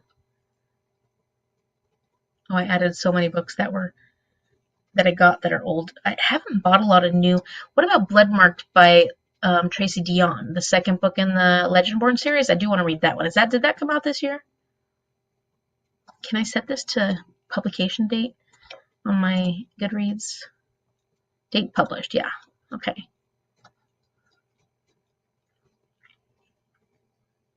I'll be back in a second. November, 2022? That long ago? Where does time go? Time is a construct. Okay, let me set it to 2024 so that only the books that were... Oh, I don't have any books on my... I didn't buy any books from this year yet. Okay. Let me just see what you said, and then I'll be like, oh yeah, I want to read that. That's what I'll do. Right. Agreed. I read both of those in June. They were great on audio too. I usually don't care for audio. Yeah, some audiobooks are fantastic. I have Into the Drowning Deep on my TBR, but I'm worried it will scare me to death. Deep water is my biggest... Ooh, that would make it very scary. Alita's, is Brenda going to be scared to death? If that's her biggest fear? Yeah, it's so good. The Stand is so good. Yes, I want to... Yeah, you're reading that right away. I do want to read that. I do need to read a lot more Stephen Graham Jones. I've loved everything I've read by Stephen Graham Jones, or at least really liked everything I've read by Stephen Graham Jones so far, and I'm interested in that. My new release is How to Become Dark Lord and Die Trying. Oh, that sounds fun. How to Become the Dark Lord and Die Trying by Django Wexler. That sounds like a lot of fun. Somewhere by the Sea. Did that one come out yet? Haven't read yet, but want to. Because there's another one that's like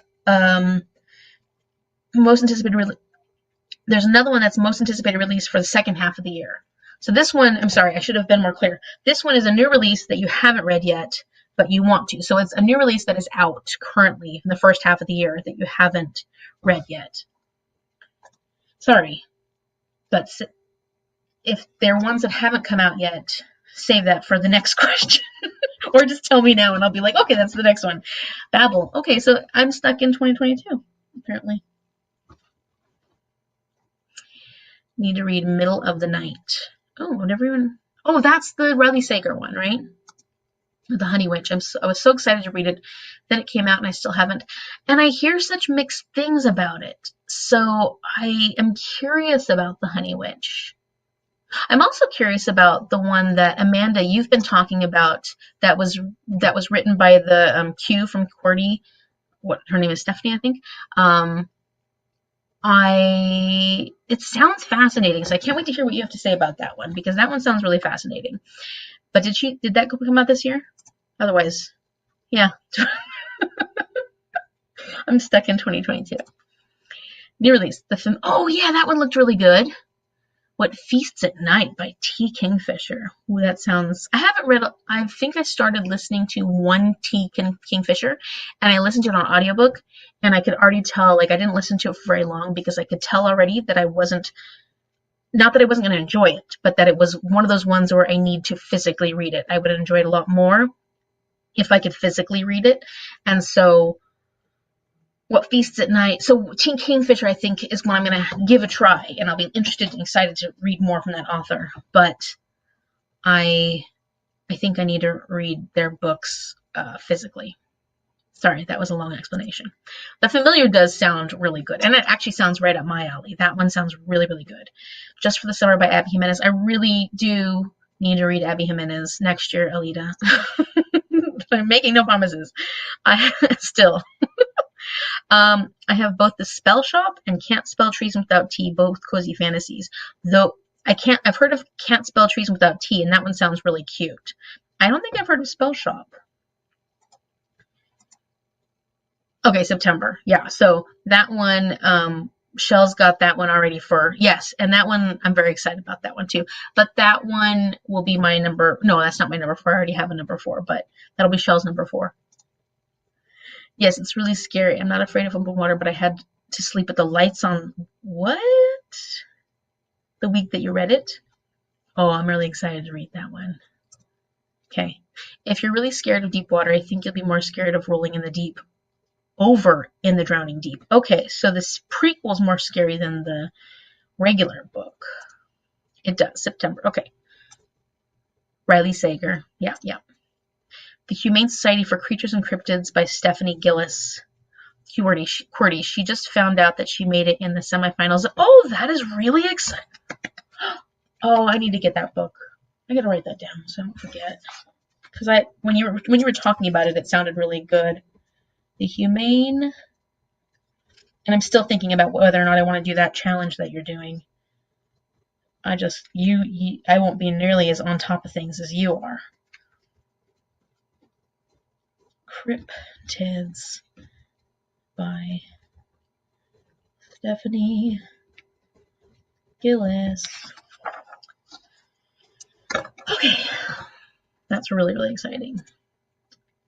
I read both of those this year. They were both a little disappointing for me. Oh, The Familiar and What Feasts at Night. Oh, that's a bummer. Well, that happens sometimes. What Feasts at Night is a sequel to What Moves the Dead, which is a retelling of that's. No, what was the one that I started listening to on audiobook, and I was like, nope, just need to physically read that one. I can't remember what it was, but yeah, I knew that. Okay, I didn't know that was the sequel to What Moves the Dead. QWERTY's book came out late last year, so not a new release. Well, come on.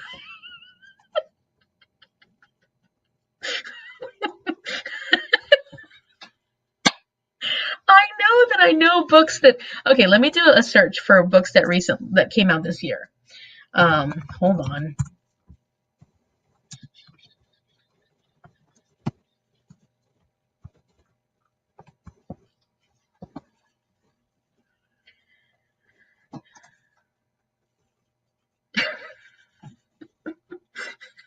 Oh, The Tempest of Tea by Hafsa Faizal. I have that. Paige got it for me. It's one that I was excited to read.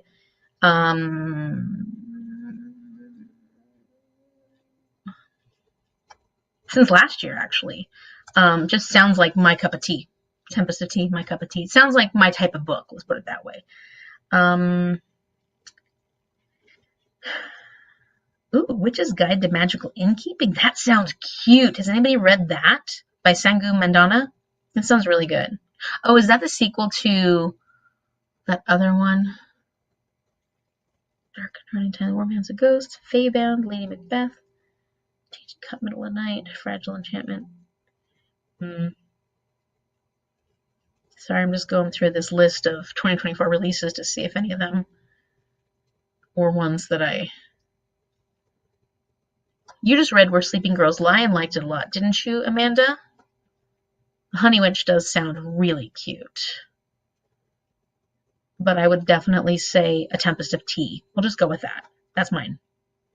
A Tempest of Tea. Okay. Oh no! Yeah. About What Moves the Dead, but I haven't read it yet. I might want to read fall and then and then read it in the fall. That makes sense. I loved What Moves the Dead, so perhaps my expectations were too high. I hate that. That is hard when you have, like, it's nice when you can go into a book and not have really high expectations. But then when you've read the first book and you loved it so much, it can be a bummer when. Yeah, how was it? Was it good? Did you like it? I hope so. The Sangu Mandana is not out yet either, Amy. Oh, okay. The list I'm just looking at is 2024 releases, so it doesn't say when. I mean, it didn't say when they're coming out. I still need to read the first one. Yeah, what is the first one? Daydream by Hannah Grace comes out soon. Okay, so that's coming out soon. It is not till September, which is Guide to Magical Innkeeping. Okay, well, I was just reading off a list. Yeah, Where Sleeping Girls Lie is YA, so it felt a little more, it felt a little more, it felt a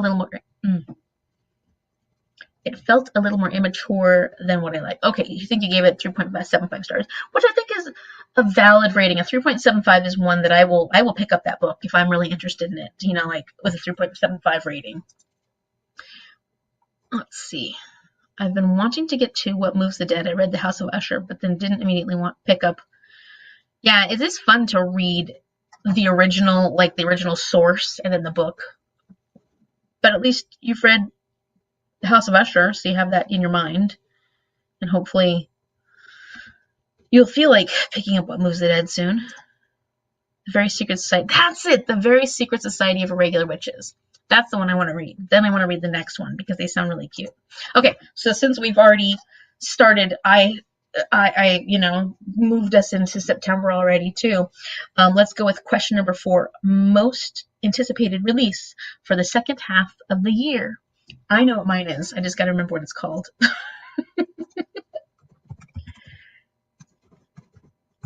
What is your most anticipated release for the second half of the year? Mine should be coming in the mail because I pre-ordered it. And I will be reading it in August. So it'll be a book that I'm most anticipating that's coming out that I'm actually going to get to, which is really exciting because I never do that. Where is it? There it is. Blackbird Oracle by Deborah Harkness, which is the next book. Finally, we're getting another book in the Discovery of Witches series. Is that the name of it? The All Souls series. Yes, the All Souls series. So the Blackbird Oracle by Deborah Harkness. That's the one I'm most excited about. Wait. Okay. I gotta go back. Okay, I gave it a 3.5 star. It started out slowly and then got better. There was a weird thing with coconuts that threw me off a bit. Is that What Moves the Dead? Is that what you mean? What Moves the Dead?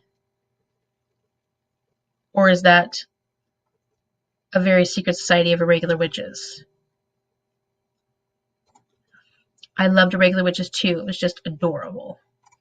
Okay, so you must have meant What Moves the Dead with the 3.5 and the coconuts, the weird coconuts. I love The Very Secret Society of Irregular Witches. So Amanda's looking forward to The Pairing by Casey McQuiston.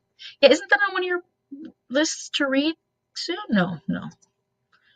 I have 2, I think. The Phoenix Keeper and What the Library Hides, the sequel to What the River Knows. Oh, right. You just read What the River Knows, right?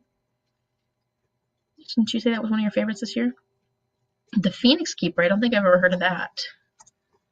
The Phoenix Keeper.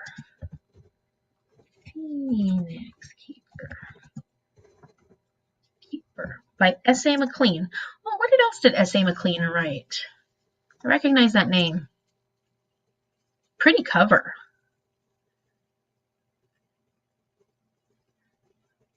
No? Is that it? Is that all they've read? Is it that their debut novel?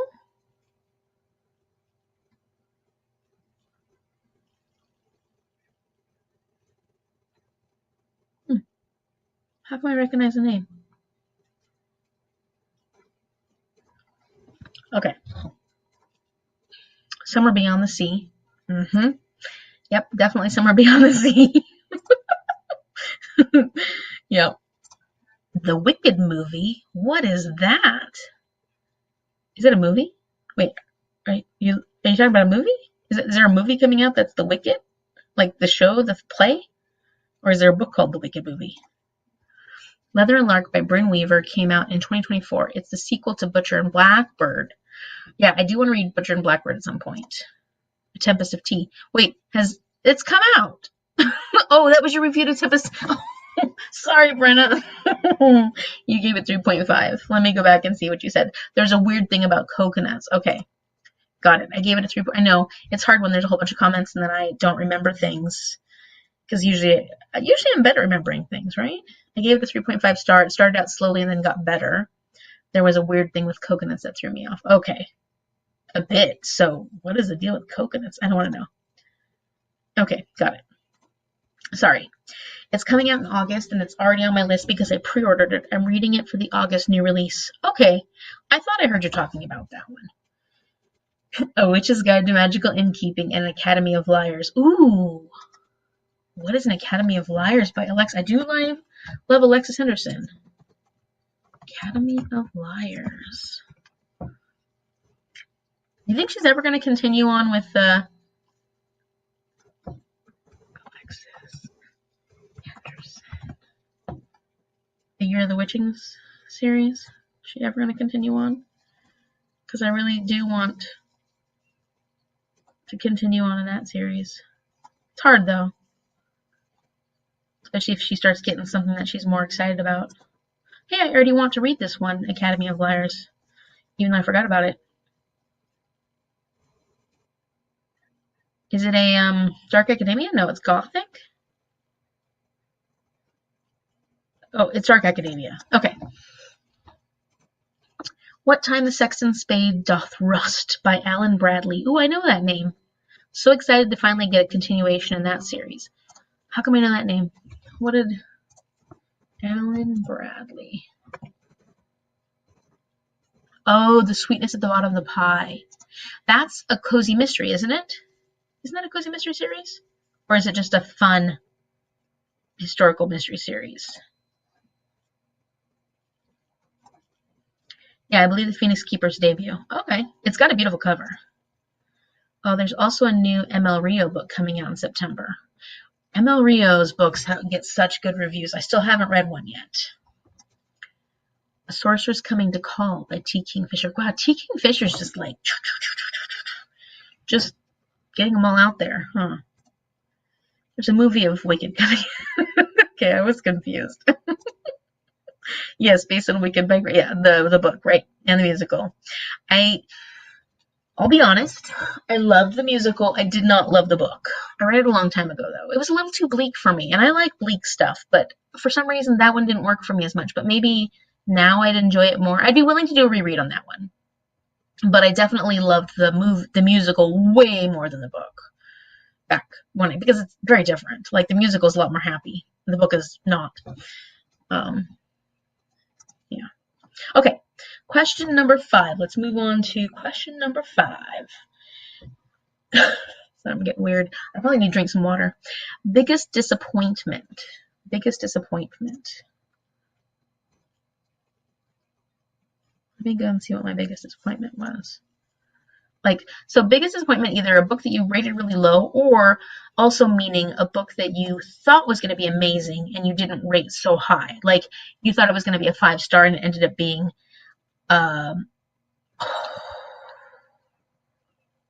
like it doesn't have to be the lowest rated book. It's just a book that disappointed you the most. I will say, I was really disappointed in Changeless, the second book by Gail Carriger, The Parasol Protectorate. Oh, the ending of that pissed me off so badly.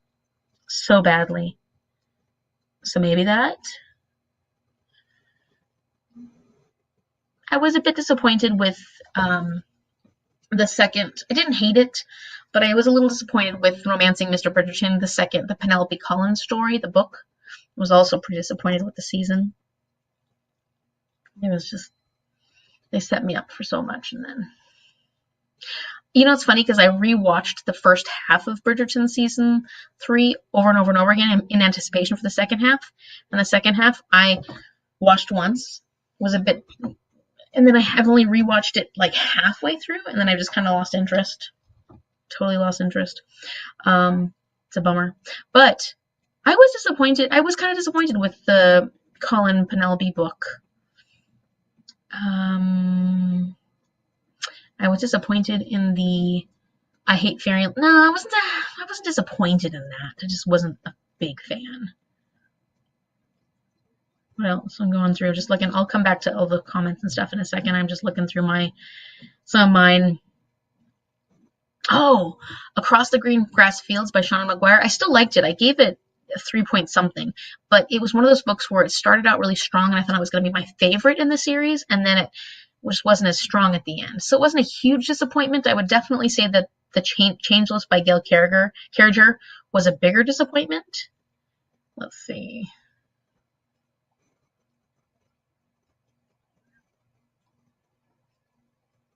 Yeah, I would say Changeless. I didn't hate it. I'm gonna keep going on in the series, but I was really disappointed by the ending of that. It pissed me off to no end. Okay, I'm coming back. I'm here. I'm not looking at my thing anymore. I'm looking at you. Okay, where am I? Where were we? Oh yeah, historical cozy mystery series. Protagonist is an 11 to 12-year-old who is obsessed with chemistry and poison. I need to read that. Did I put that book on my want to read? That series on my want to read? Probably not. Bottomless Pie. Right? No, Bottomless something. What is it called? Alan Bradley. Let me go back. Maybe I didn't put that on my... Oh, Sweetness at the Bottom of the Pie. Sorry. Mystery historical fiction. I gotta put... Yeah, it's not on my want to read. I'm gonna put that on my want to read because I have been interested in that one for a while, and I just think I never added it because I always add too many books to my want to read anyways. Just ask anyone. Okay. Beaches, Bungalows, and Burglaries. That's a cute name. I wanted this cozy mystery series to be so good because there are a lot of them and I wanted to read them all, and it was just I'm sorry. Cozy mysteries can be hit or miss. They can be hit or miss. They can be great. They can be really fun, but then they can be missed sometimes. Haven't had a disappointment this year so far. That is really amazing. Dear Henry, Love Edith. Ooh, not good, huh? It's Danielle. Hello, hello, hello, hello. I'm happy that you're here. Thank you. You're not late. This is the perfect time. We're going through the Mid Year Freakout Tag right now. Jade City. I know. Leanna did not love that. Did I scare off Shell? Did she get mad at me? Princess Diaries Book 2. You know, I have heard that that series goes downhill quickly. I know that series is a bit outdated, but it just still disappointed me. I heard that a lot of people like the first one, and then it goes downhill very quickly. Unfortunately, I have quite a few. Legendborn. Oh, I liked Legendborn, but you know, I can understand. It wasn't as great as I thought it was going to be. It wasn't like I thought I was going to love it as much as I loved Amari and the Night Brothers, because it's, you know, it's not the same concept, but it's a similar age of middle grade and fantastical style, and so I thought I would love it as much too, and I didn't love it as much, but I still loved it. What Feast at Night and Long Shadow. Is Long Shadow a sequel to Half a Soul? Is that part of that series? The Born Identity by Robert Ludlum. That book was god awful. Really? I think I heard people say that they liked it. The pacing is weird at the end of Across the Green Vast Field. It's still one of my favorite series, though. Oh yeah, I love it too. I just thought that book was going to be my new favorite book because it starts out so good, and then it just kind of like fizzles. It fizzled. It totally fizzled. My biggest disappointment was the Shadow and Bone series. Oh no, oh no. I'm sorry. I'm still looking forward to reading that series. But I like that outdated YA fantasy because I didn't read any of it when I was younger. So I think that I can get my fill of it. I'm not tired of it yet. I just read that, Amanda. It's pretty silly and not great. Oh, what are we talking about? Beaches, Bungalows, and Burglaries. Well, that's a bummer. Hello, Danielle! She meant exclamation, not hello, Alicia. Oh wait, the next Amari is definitely up there for my anticipating. Yes, I'm excited about that one too. In fact, it's so cute because there's this one 5th grader who I was talking about something and he found out that I had read the first Amari and he was just so excited about it. So every time I saw him, he wanted to talk about, well, I was reading the second book in the series. That's why I had brought it with me to class that day. During silent reading, I started reading it because this group of 5th graders, I could actually read a little bit. And so I started reading it. And he's like, "You're reading Amari? That book is so good. I actually think the second book is better than the first." And then every time I'd see him, he's like, "The third one's coming out. They got a cover for the third one. It looks really cool." And so like every time, that was our thing, was the Amari series. Or maybe not, since I forgot about it. Yeah. I'm anticipating it, but I get it. My expectations were way too high for Legendborn. Yes, Long Shadow's the third in the Half Soul series. Okay, and I can see that. And I think that maybe was also true for me, Brenna. I don't think I had my expectations too high, but I did expect it to be a 5-star, and it wasn't a 5-star, but it was good. The Mountain and the Sea. It was good, but I thought it was going to be amazing. Yeah. See, and that definitely makes, like, books...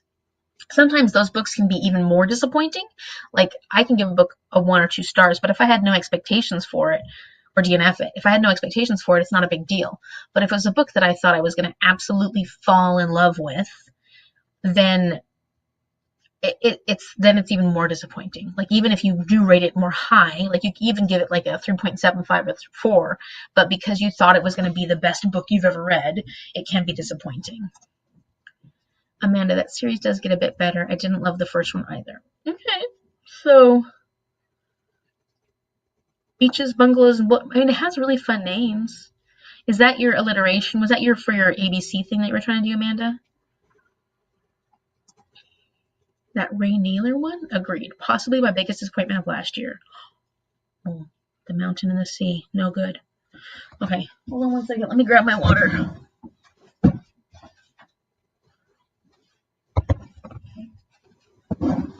Because I'm doing a lot of yapping my mouth away.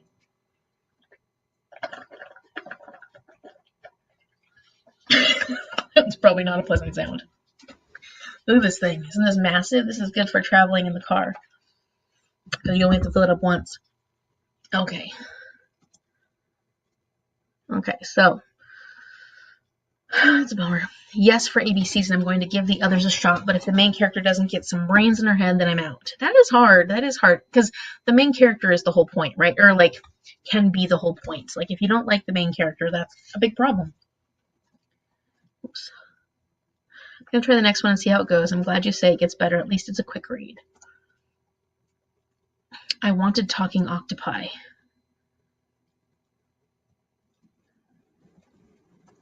So did I. Is this having something to do with the Mountain and the Sea? Okay, now I gotta look it up. What is the Mountain and the Sea?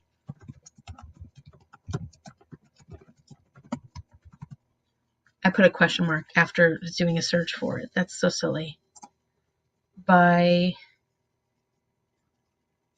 This is by not Naylor? Something Naylor?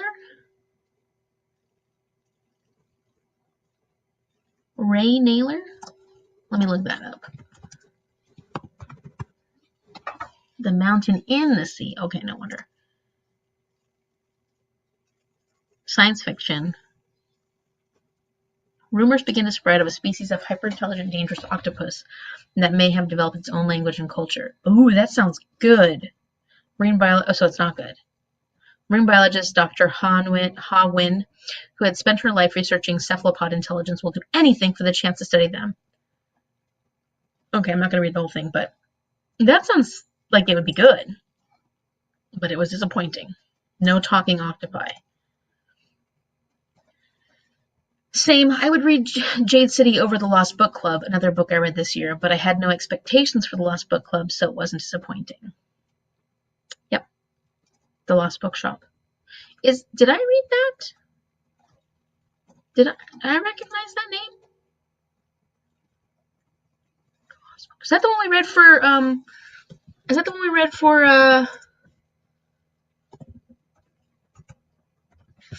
Tales from Two Trails? Yeah. Yes, that's the one. I've read it partway through. I actually liked what am I saying? I'm not saying. I actually liked aspects of it, but I haven't finished it yet. So obviously I wasn't so drawn in that I wanted to continue it right away. It is good, just not amazing. Oh, it's good, but not amazing. So expectations were super high, but it wasn't as good. So if you go into it with really, really low expectations, it'll still be a bit enjoyable. It was a pirate book, yes. Yes. Pirate book, yeah, yeah. For Tales for Two Trails. The Lost Bookshop, I didn't really like it either. Okay. Go Pirates! Woohoo! Yeah, I think I lost steam with it. I think I was really liking it at first, and I think I kind of lost some of my steam. I will continue it, though. Yes, go Pirates! Wouldn't your most disappointing be... Oh, that's... Did I just delete that from my... I think I just deleted it from my... I don't think I even did... Did I put that I DNF'd it? Or did I just, like, delete it completely from my Goodreads? I might have just deleted it completely from my Goodreads. That would be my biggest... Thank you, Shell. Thank you. I totally blocked it out of my mind. Let's see. Did I just delete it? Because I have a DNF folder. Yeah, I didn't. I just deleted it from Goodreads altogether. Whoops. Going to sleep. I didn't sleep well last night. Have a good night. Thank you for coming, Alicia. I know that, well, it's later for you, so it's a Monday night. So thank you for coming for as much as you could. And it was really wonderful to have you here. And I will see you later on another stream at some point, or in the comments, or on Instagram. One of those. Happy belated birthday, by the way. Everybody say happy belated birthday to Alicia. Woohoo! Good night, Alicia. Time for me to head. Good night, Stacy. It was really wonderful to have you here as well. I know it's, what is it? If you're on the East Coast, it's 7, 8, and it's almost 10. 10 p.m. Almost 10 p.m. Yeah. On a work night. Okay. Then let's... Yeah. Yeah, that's too soon. Yeah. Hey, it's nice to not be... Because that's what time I have to wake up when during the school year. It's nice to not have to worry about that right now. But I'm sorry. That wasn't nice, was it? Good night, Stacy. There's a talking octopus. Yes. And that audiobook, the narrator for the octopus in Remarkably Bright Creatures is a fantastic. I need to get that book. I need to actually physically own that book.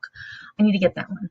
I love that book. That was a great book. It's kind of quiet at times, that one, but it really does just come out to be such a good one in the end. And all throughout, but I mean, like, I didn't like some of the characters a lot for a portion of that book, I didn't like them. But it really takes, because they're not meant to be the most likable of people until you get to know them better. You have to get to know them better to like them. Okay, question number 6. Biggest surprise. Good or bad? Biggest surprise. What book surprised you the most?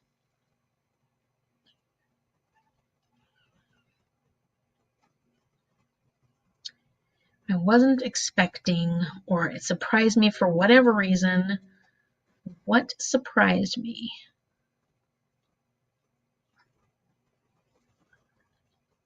I'm looking through my list. Don't mind me. Wasn't expecting to read it. Maybe that was a surprise, that aspect of it. You know, I never read A Prayer for the Crown Shy. I think because I want to reread that one. Biggest surprise.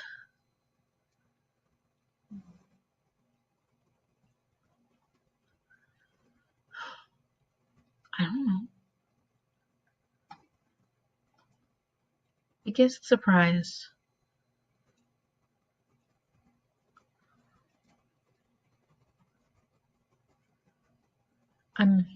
Let's see what you have to say until I really think about this. Yeah. I've been meaning to read that. Yeah, it's great. And it's very Washington coded, Shell. From when you move up here, you'll be able to appreciate. It also has California in it too, so it's got California and Washington. So you're familiar, and then when you move up to Washington, you'll feel just at home. Is this just for this year so far? Yes. So the mid just for this year. What's your biggest surprise for this year so far? Definitely recommend the audio for the octopus narrator. Oh, he is so good. Yeah, the narrator for that octopus is perfect. The Grace Year. I know you loved that one. The Eye for an Eye by Carol Wire. I was surprised that it was so good. The cover is just awful. So expectations. That's funny. Possibly Glorious Exploits, because I thought it would be a fun, wacky read, and it was also, but it was also hard hitting at times. Yeah, that's a surprise. Yeah, Mid Year Freakout by Kim Liggett. Yeah, I have that book. I got it for one of our Christmas, when we unwrapped our gifts, and Mom ended up with it. But I have, a lot of people have loved The Gray Share. I've heard great things about that one. Radiance of Tomorrow by Ishmael Bay. I never would have read it or known of it if it wasn't for, yeah, that's right. That was the Tales for Two Trails one. And I didn't read it because I was going to read the other. Namina Forna is also what's from Sierra Leone. Was that what it was? Was that where it was from? She's also, and I was going to finish Merciless Ones, and I didn't get a chance to read that one because then I decided I want to reread The Gilded Ones. Or Dayspring by Anthony Oliveira, but that's just because it was a weird book. Gay modern retelling of the New Testament. Oh, interesting. Bride by Ellie Hazelwood. I expected I would DNF it, but I really liked it. Still don't want to read her others, but if she does another fantasy romance, I would jump on it. That's great. I love that. How much I love listening to the celebrity memoirs of stars that I love, like Warwick Davis, Elton John, Julie. There's one other one that's come out recently that I would like. Somebody was telling me really good things about it, and it's like somebody you'd be like, why do you want to read that?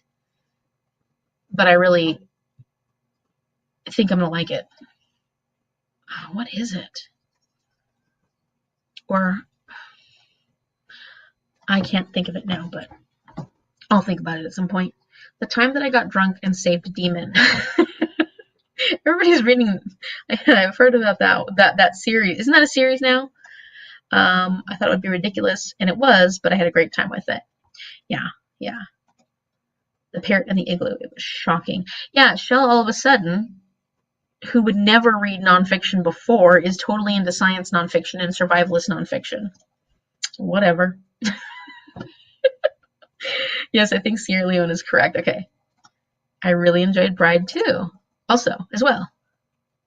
Okay, I've got to figure this out.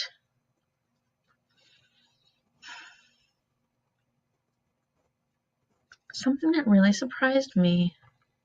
What surprised me? How much I got into Julia Morgan after reading that book and now did a whole trip based off of it. That's how my brain works.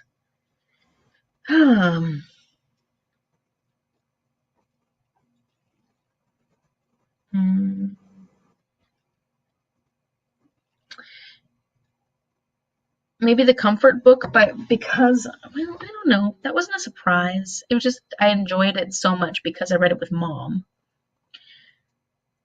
I don't think I had any really big, I mean, I've had bigger surprises in other years. You know what I mean? Like, I haven't had any really, except Dragonwyck was a surprise. So that was my biggest disappointment and my biggest surprise because I didn't know that it was going to have content that would make me pissed off. I didn't know. We didn't know. Neither of us knew. I'm going to go with that because I don't think I really had any big surprises this year. Not yet. Nothing that really shocked me. But there's still time. The year's not over yet. Yes, it's series, and I read them all this year. It's a series, and I've read them all this year. Okay, and they're really good. Well, apparently, and people are reading them left and right, so it sounds cute. It's another, is it a Monster Smut, another Monster Smut book series? You know we're fans over here. We dig that. Okay, let's go on to question number 7 because I don't have a very good answer for that one, but everybody else had some good answers. Favorite, well, so I got this one from Margaret Pernard, her version. The question is favorite debut author or new to you author or debut book? I think it's author, or favorite new authorTUBER. And I haven't read any new books by authorTubers lately. I met Margaret recently, so she's my favorite new authorTuber. She's not new, but she's my favorite at this point. I haven't read her books yet, but my favorite, if we go by favorite New debut author or new to you? I'll probably have to go with a new to me author. I really loved The Outsiders by S.E. Hinton. I was so impressed by what S.E. Hinton could do as a 16-year-old. That blew me away. So, new to me author, S.E. Hinton. Also, Richard Osman, loved his humor. It was awesome. Loved that. What else did I new authors?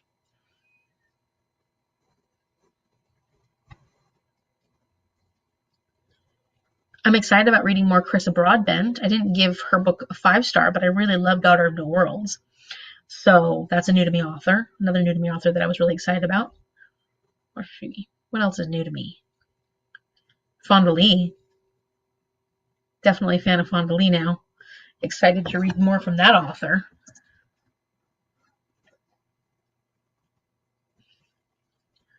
Excuse me. Oh, no. Yeah, that was Ambrose Parry, The Way of All Flesh. How far did that series go, Manny? Because I hope it goes. It's not easy to get hold of that series. Like, I don't know if my library has the rest in that series.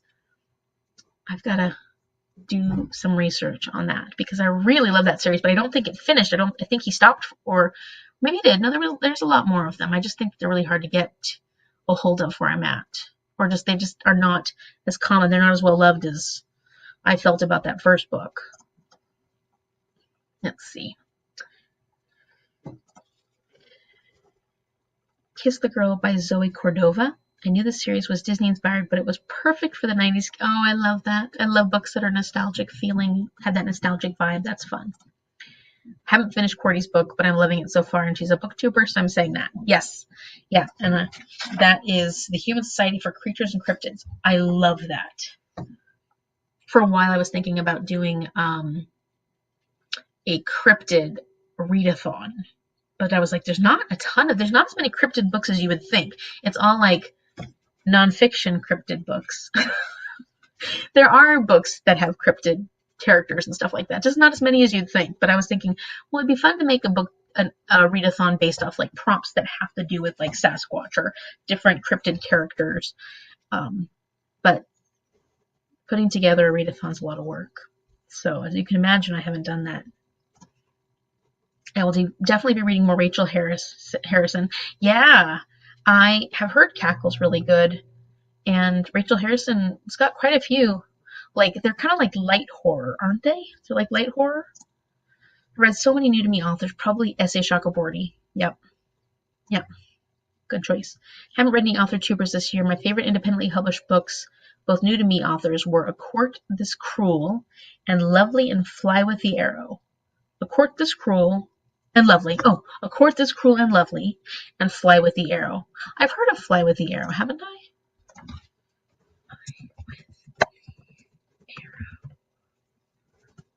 Nope, I haven't heard of it. Bluebeard's Secret. That sounds fun. Okay. There's 4 books in the Ambrose Parry series. I haven't read the last one yet. Okay, is it finished? Crystal Ciccarelli and Danielle L. Jensen and Fonda Lee. Kristen Ciccarelli. Ciccarelli? I don't know how to say that. Ciccarelli? Danielle L. Jensen and Fonda Lee. Fonda Lee. I'm a fan. And yes, it's very underrated, but I love them. Sasquatch is named Harriet in this one. That's cute.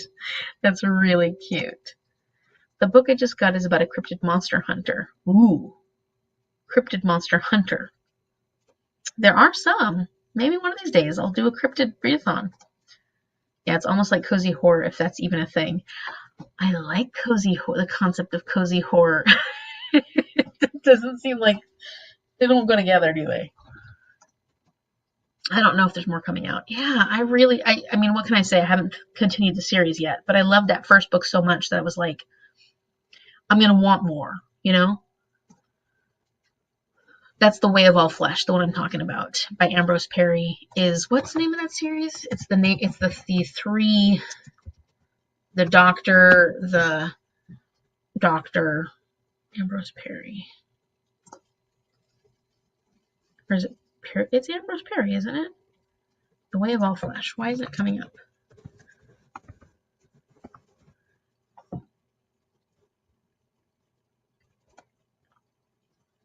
Raven, Fisher, and Simpson series. It really doesn't have enough people who've loved this series. And so I don't know why it's so hard to get a hold of, but it's hard to get a hold of it. It's gothic mystery. Gothic-ish. Thank you. Sorry if I had looked, Brenna, I would have seen that right away. Oops. I mean the Cryptid Hunter. Oh, what's the name of Amy's? Yeah, what's the name of the book? Is what the Cryptid Hunter story that Amy's talking about. What is it, Amy? Okay, let me take a drink of water and then I'll put it on mute so you don't have to hear me chug.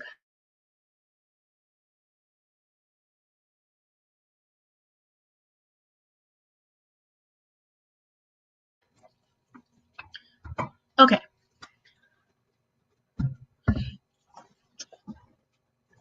I have The Way of All Flesh on my TBR. Good. I hope you like it. I hope you like it. It's very historical. It's very Amy and Manny coded. I find that Manny and I have a lot of similar taste. A Death in Door County by Annalise Ryan. Oh, I've heard of Annalise Ryan before. The Monster Hunter Mystery. Maybe I've heard of Amy talking about Annalise Ryan. Okay, question number 8. Newest fictional crush.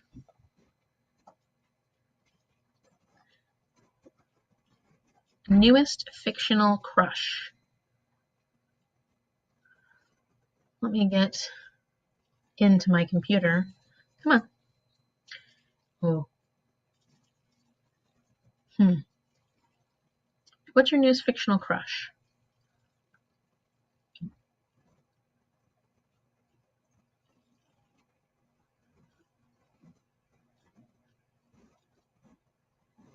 Do I have one? Oh, from Shadow of the Fox. Definitely have one from that. Who is it? Let me see if I can figure it out. Oh, Daughter of No Worlds. We were talking about it in the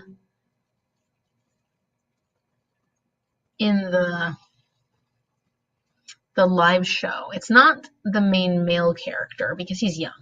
It was one of the side characters that was like, who is that? I can't remember who it was though. Daughter of No Worlds. Did I have a crush on that character? The male in that one? I did like the male character in Daughter of No Worlds. What was his name? You are so slow, computer. The girl's Tizana. Maxentarius. I think I liked Maxentarius. Did I have a crush on him? I don't know. But I liked him.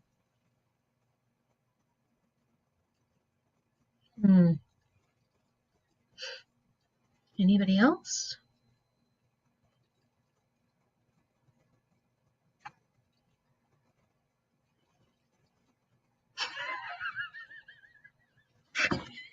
Wanjin from the Prime Mating Agency, Shell. No, I'm just kidding. I guess we'll have to go with Maxentarius and the guy that I don't remember whose name he is from The Shadow of the Fox.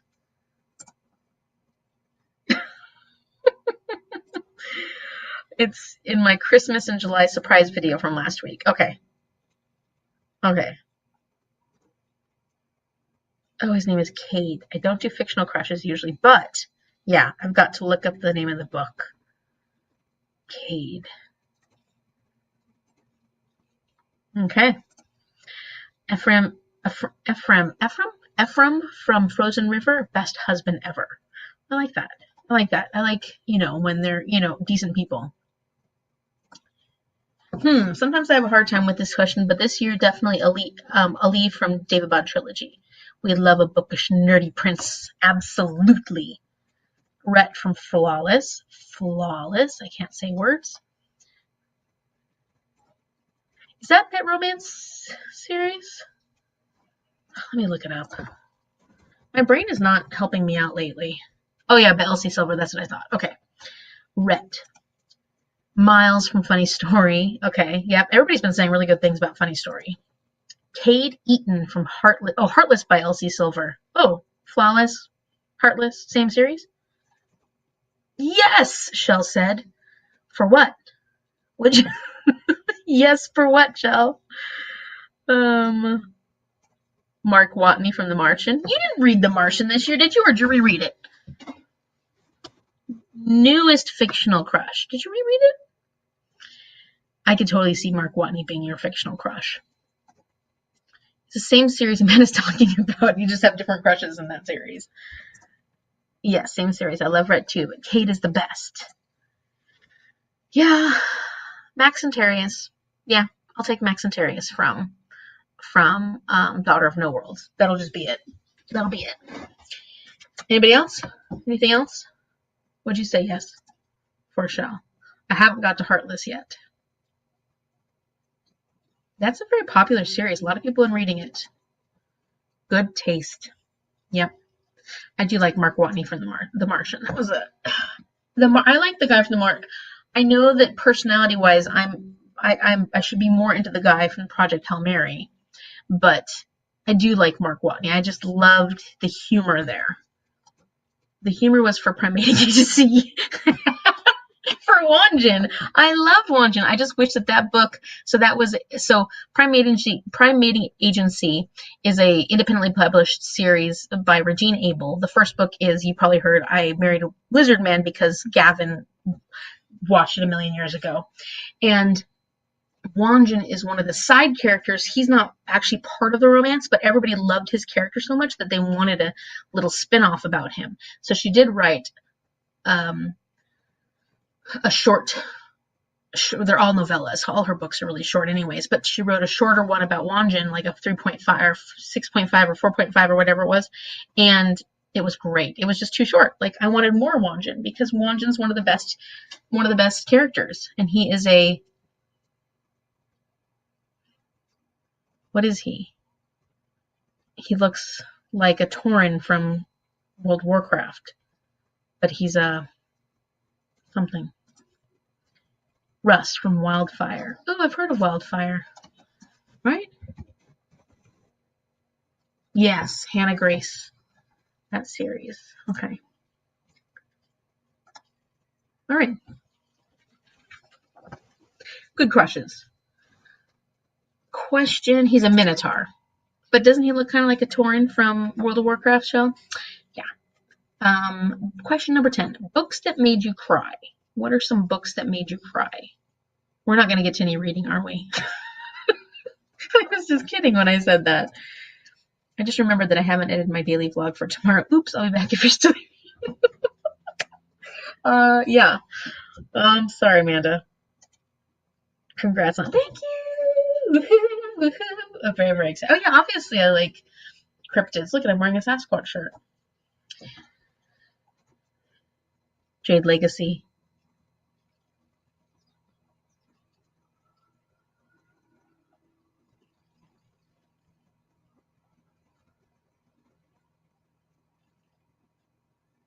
Oh, books that made you cry. I forgot that I already said that. Books that made you cry. Taurens are based on Minotaurs. Oh yeah, that makes sense. The obvious things that I can't handle right now. Jade Legacy, yes, that made me cry. Obviously, it was in my video. Obviously, it made you cry, Danielle. Is there anything else that made you cry this year? Anything else? I did cry for the Thursday Murder Club. Little bits of tears. Outsiders, I cried for. I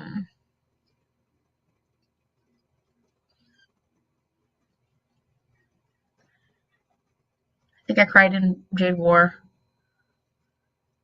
Under the Whispering Door, for sure. Oh, I definitely cried for Under the Whispering Door. How about you? All.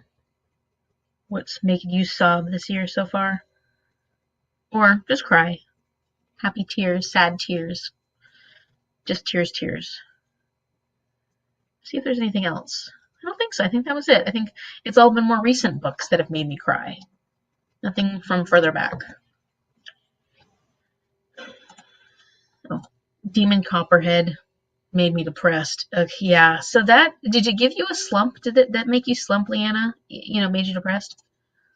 Oh boy, if you've watched any of my videos, you know I cry all the time. But ones that made me sob this year. In Memoriam by Alice Wynne.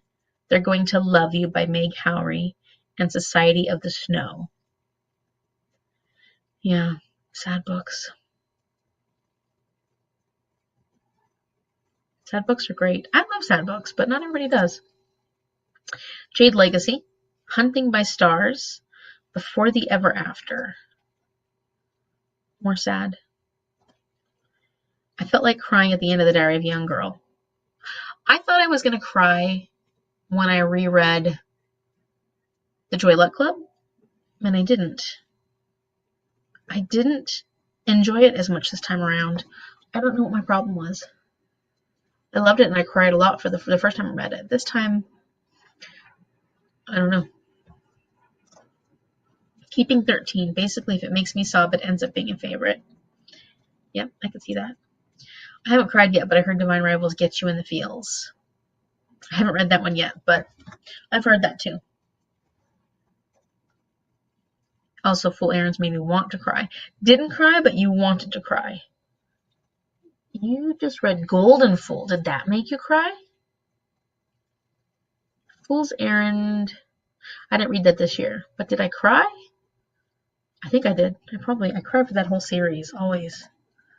I think I cried somewhere in the Shadow of the Fox trilogy, but not 100% on that. I don't think I cried for the first one. I do need to continue that series. I really liked the first one. In fact, I could see myself rereading that first one, just because. I really liked it. I think I would like it a lot more. I think I would even like it more if I read it again. It did give me a slump, but I forced myself to pick up a light book like 24 hours later, which helped. That's good. Nope, Golden Fool did not make me cry. Okay, that's good to know. Maybe the next one will. Wasn't Golden Fool the one that makes everybody cry? Or is that the third? What's the third book in that series? I thought Golden Fool was the one that makes everybody cry. Excuse me.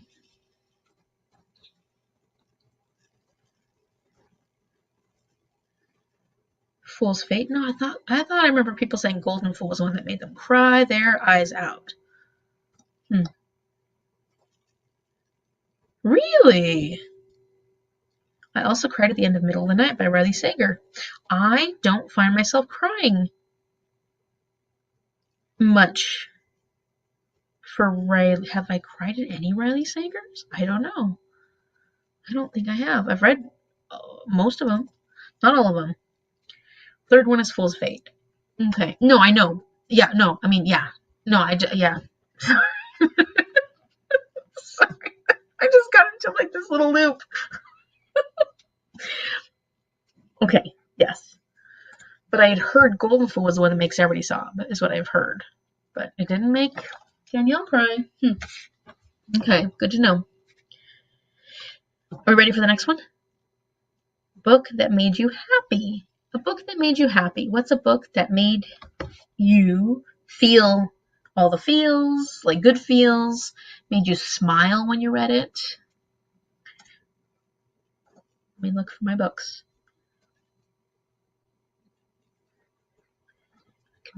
My computer, I need a new computer at some point. My computer's just tired. Oh, definitely Death Around the Bend, which the T.E. Kinsey book, which wouldn't sound like it would make me happy because it's a mystery about death, but oh, and the Thursday Murder Club, that made me happy. The Comfort book by Matt Haig made me really happy. Just that experience of reading it made me really happy. I really liked All the Feels by Olivia Dade. I don't know about happy, though. That was a lot of fun to read, and it just gave me a lot of good vibes. Under the Whispering Door by T.J. Klune actually made me happy. Even though it was sad, it did make me happy. Heartstopper Volume 5 by Alice Oseman. Definitely. That's a happy series in general. I mean, there are harder subjects. It's not always happy. I Married Wanjin by Regine Abel. I was happy to restart the Anita Blake series. That made me happy just to get back into that. But I already restarted that in December, so I read The Laughing Corpse. Which one? The one that I like the most is the fourth one? The Lunacy Cafe. That one made me happy. Yeah, those were the ones that made me happy, I'd say. Let's see what made you happy. Oh, and The Moon of the Turning Leaves made you sad, is I'm guessing. Okay, Moon of the Turning Leaves is a sad one. These are all ones that you got to read when you feel like you need to let go some of that cry energy. Funny story. So it was a happy one, right? I mean, I've been hearing people say it's a great summer book, but it's also really happy. I mean, because it has a funny story. Like, it's supposed to be pretty funny. Is it pretty funny? The Ministry of Time by Colleen Bradley. I'm not going to say that right. And my reread of Starless Sea.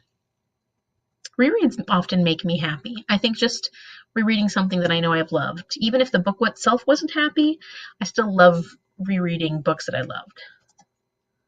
Coyote Lost and Found, the sequel to The Remarkable Journey of Coyote. I know you love that series. Okay, that's a great choice.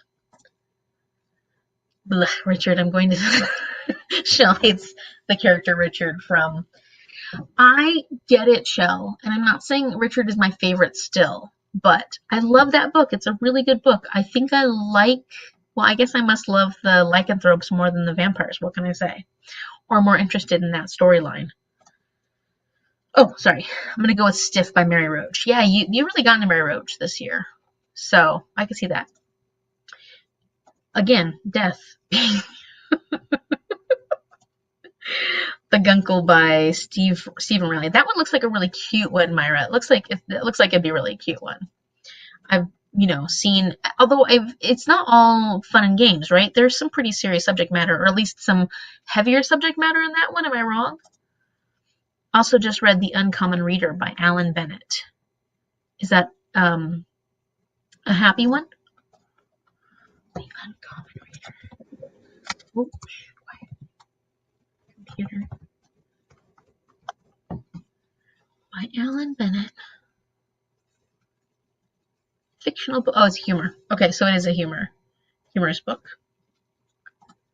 Kiss the Girl, again, Little Mermaid. Fans unite. I love that, Kimberly. That's so cool. Yes. Gotta love those nostalgic vibes, especially 1990s Disney. Emily Wilde, Vera Wong's Unsolicited Advice for Murderers. That one looks cute. Dragon Song, reread of a childhood favorite. Dragon Song, isn't that?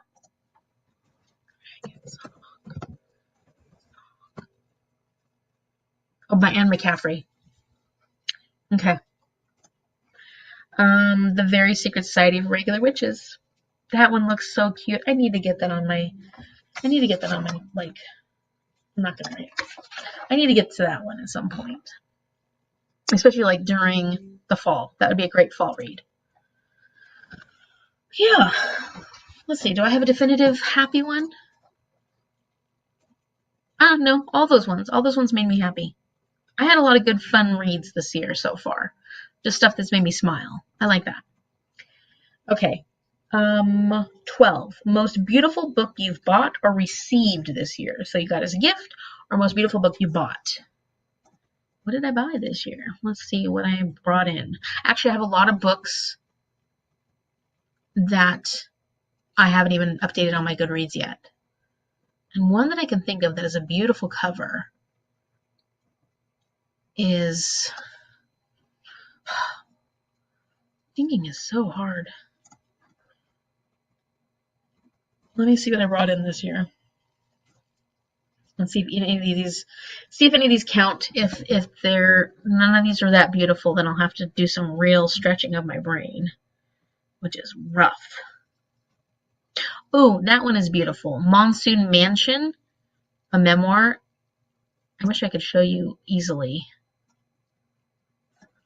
It's a beautiful cover. I don't know if the book's going to be that. Hi, Mama. I forgot to log on, but hi, Mom. It's okay. You're here. That's wonderful. We are talking about the most beautiful book you've bought or received this year. So we're going through the Mid Year Freakout Tag because it's a tag that a lot of people do this time of the year. I'm just never on top of things, so I didn't get to it, but I figured it'd be fun to go through these questions together. So Shell says, "Oh, I'm rereading the Pern books. Childhood faves for me too. The illustrated edition of Assassin's Apprentice that Amy got for my birthday. Yay! Happy birthday! Happy birthday, Danielle!" And that series is gorgeous. That illustrated version especially. Book cover, the last, oh, that's such a I wanted to get that one specifically for the cover, The Last Quintista. There's a couple versions of it, but I like yeah, I know what you're talking about. That is such a gorgeous book. Heartless Hunter. Oh, maybe I should look these up on my phone, and then, what did I do with my phone? Oh, there it is. Then maybe I can show y'all. Okay.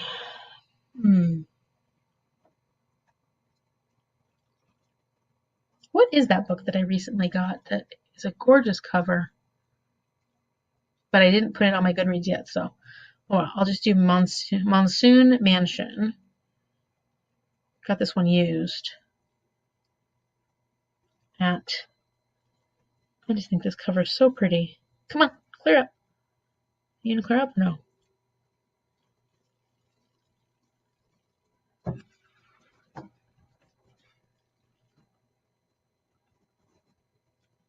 By Simone Mars.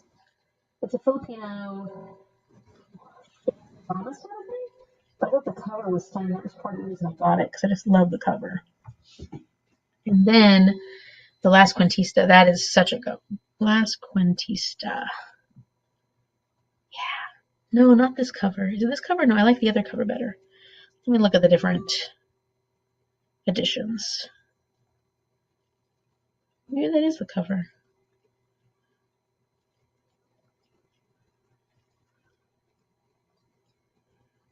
Yeah, that is.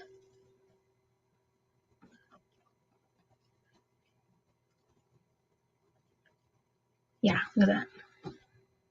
Can you even see it with the lighting?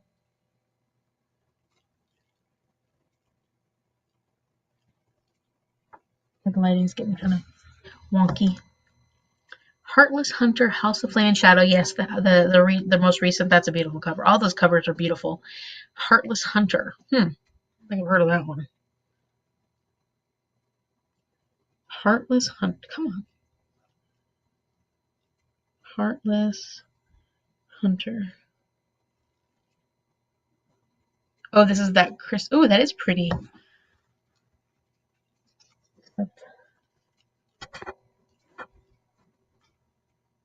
That's pretty. When the Moon Hatched. Ooh, Waterstones edition. Fancy. The Moon Hatched. I put Harched. Just looking to see what it looks like. So the Waterstones edition would probably be. Oh, there's too many. I can't look it up. You can't pull them all up. I'm getting overwhelmed already. The Winter Spirits is a Christmas spooky story collection by some of my favorite authors. Ooh, I'll look it up. The Winter Spirits.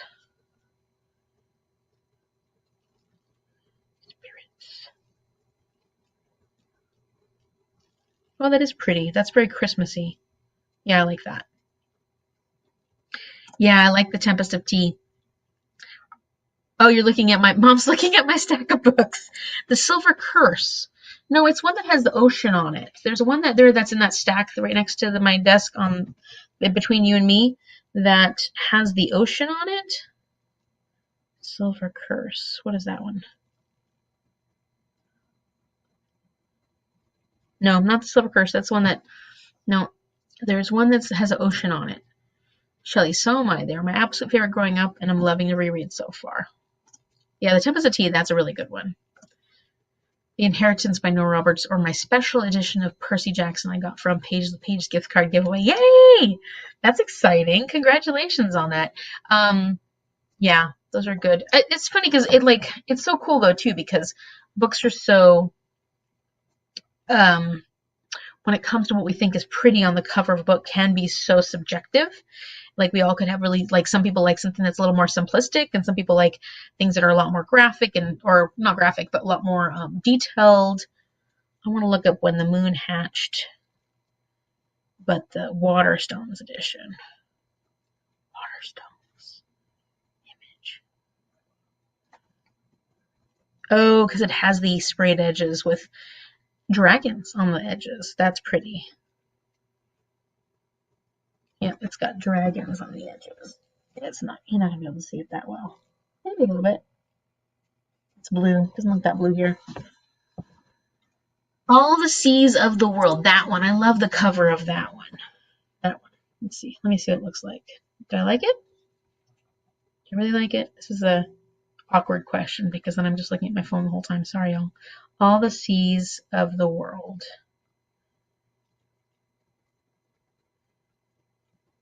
Yeah, I think that's a really pretty cover by Guy Gabriel K.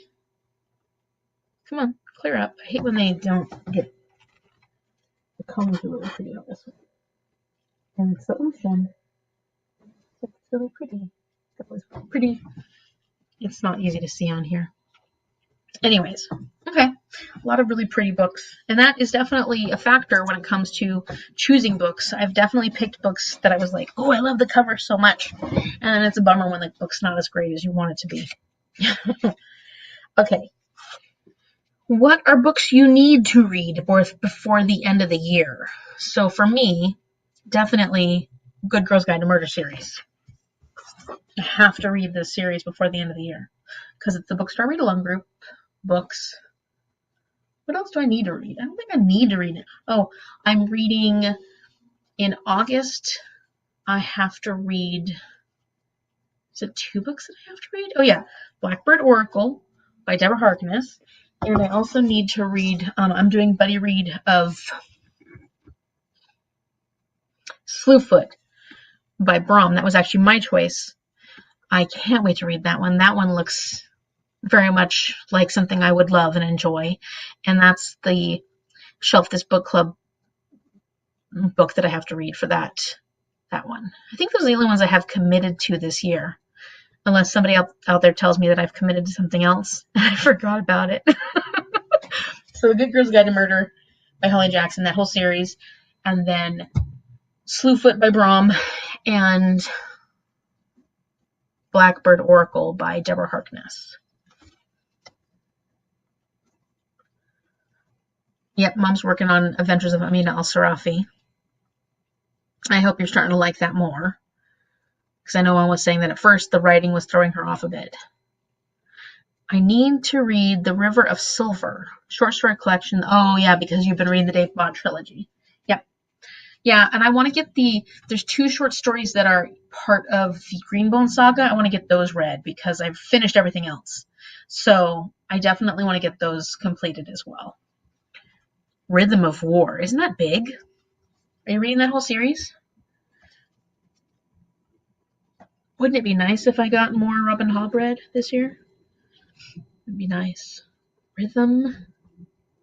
It's a hard word. I never remember how to spell rhythm. I always want to put too many Y's in there. Oh, the Stormlight Archive, number 4. That's a big one. That's a commitment, Brenna. Maybe it's getting better. A Good Girl's Guide to Murder series and a reread of the David Bond trilogy. Very nice. Yeah, 1,200 pages. That is too many. Other than A Good Girl's Guide to Murder series and Blackbird Oracle, I also need to read Fool's Fate by the end of the year. Yeah, you're actually buddy reading that with Chaz, right? So that's a commitment. And actually, Amy, I could totally read the Gilded Ones if you want to do a reread. When? When, Danielle?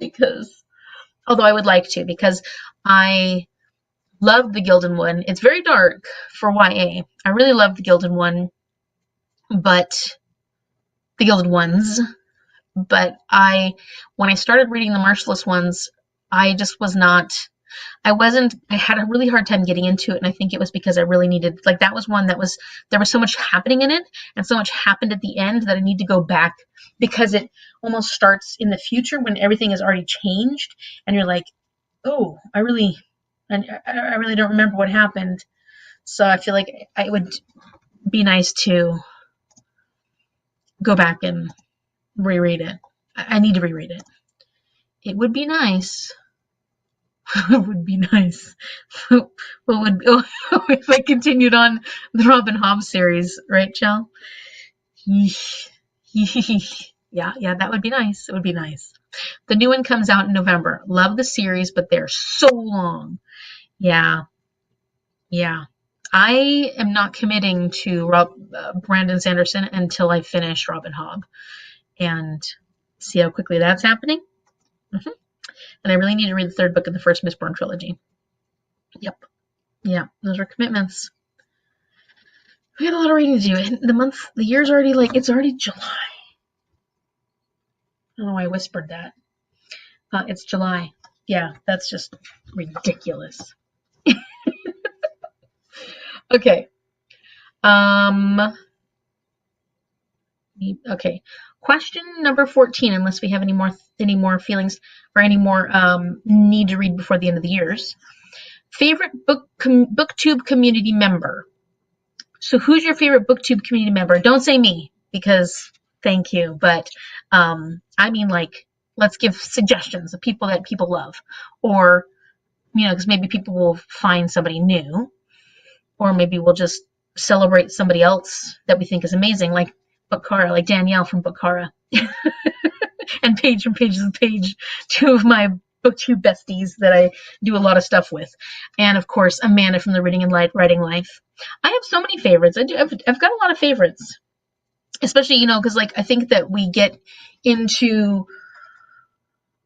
I mean, I have a lot of people that I've watched for a long time, but then I start rewatching. I feel like I go through phases. They'll still be my buddies, but then I start rewatching stuff from that person a lot more often. I go through not phases. It's not that. It's just that we get busy and have a hard time keeping up with stuff. But then it's really fun to go and discover new people or rediscover people that we just haven't had a chance to watch in a while. So that's always fun too. Everybody who is on here right now is my favorite. You are all my favorites. Reading with Manny. Kim from Expedition Through Pages. I love Kim. I love Martine from Just Martine. So many good booktubers. Yeah, Amanda's TBR games. Yeah, Amanda's TBR games are amazing. Oh, she does so many of them. Excuse me. Oops. Apart from you and Kim. Yeah, I love Kim. Lizzie from Lizzie's Literary Life. I follow Lizzie and I don't get to watch enough of her books. I mean, her videos. I should. It's like that example. I mean, we follow people that we don't necessarily, if they don't pop up in your thing as often as others do, you don't end up watching them as much as you normally should. So I've got to go back and read some more of hers, or watch some more of hers. Her Wonderathon readathon was so much fun. Yeah, and everybody looked like they had a great time with that one. I'm glad for that, because that's a lot of work doing those readathons. Heather at Too Many Heathers, Karen at The Roving Reader, Chaz at Bookish Chaz, Kim at Expedition Through Pages. These are all great. Reread continuation of the Kingdom Keepers series by Ridley Pearson. Oh yeah, okay. Yeah, you need to finish those off for that series. I've heard such good things about. You know who likes that series a lot? Martine from Just Martine. Great booktuber. Pretty sure I have to say just you. Oh, Shell, thanks. Stop. Yeah, well, you're kind of obligated. You're not obligated, but that'd be funny if you didn't like me as a booktuber. Trying to think. it's not just like, it's not just necessarily booktubers though. Like, I really appreciate everyone who comments, even though I know I'm not very good at responding. I love when people just show up because they want to see content and they want to communicate. Like, anytime, we have live shows and everybody shows up, I really love all the people that join in on Bookstara, because we get a chance to really talk to each other a lot in Bookstara. I've got quite a few people that send me messages on Instagram quite a bit, and we chat a lot through Instagram, and that's really wonderful. Like, that is also part of, everyone who is really participating is a part of the community. And I'm just very thankful that I have so many great people within this community. And so that's a good question, because it's not just his favorite BookTube community member. It's not necessarily just BookTuber. That could be people who could contribute in so many different ways. So thank you all. Paige, Beth Booksnest, Gavin, Beth, yep, All Red Reads. Oh yeah, Becca, love Becca. Becca's wonderful. And yeah, just so many good booktubers out here. And then also just a great community. I feel like we've been very lucky, our little corner of BookTube, because there's so much of BookTube. There's so many really big booktubers, and I feel like a lot of us not little, but a lot of us are smaller booktubers, and we that get along really well and talk to each other a lot and have our little community, especially like Bookstara, and then the people within, like through Kim, through Tales from Two Trails and Reading Manny, these groups that we've kind of come together. I feel like we've cultivated a really good community within BookTube, with really great subscribers and people who are just part of, like, just great people. I'm just so thankful for that, because I feel like there's some mean parts of YouTube, and I'm glad we don't have to deal with that. Mel, yep, Book Fiend Mel, Ruby, oh, I love Ruby, Bailey. These are all wonderful people that I just adore. Yeah, it's a big deal, because I'm very happy that we don't get a whole bunch of mean, thoughtless people, within our groups and stuff like that. We have a lot of people who are just really kind and just really happy to be talking about books and really excited about reading, and just very awesome. We have an awesome community here. Very, very lucky. And that is definitely a contributing factor to 4 years, because when I first started BookTube, there was a lot of negative stuff that was happening. There was a general feeling of just negativity, and there was a lot of things that are understandably negative. Like, there were things that were understandably frustrations within the BookTube world, and I can totally understand that. But I felt like there was a continuation of it where it was just a lot of beating each other up, and not me, like, letting it become a part of it, but it made me kind of scared. Like, within the BookTube community, I was very like, is this going to be a toxic place for me? Am I going to get in trouble for things? Am I going to, because I'm a very cognizant. I try to be very cognizant of the things I say and do, but nobody's perfect.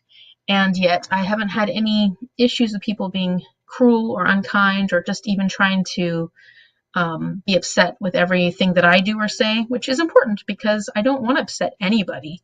I'm sure I do, because that's inevitable.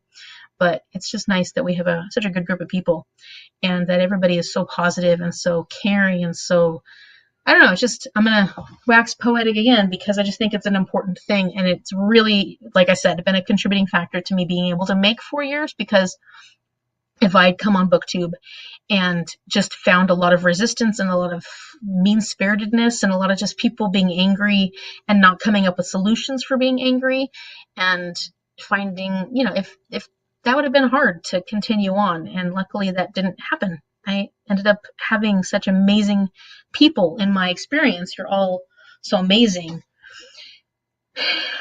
It's like a pleasure. Like, it's a real pleasure. It's really fun.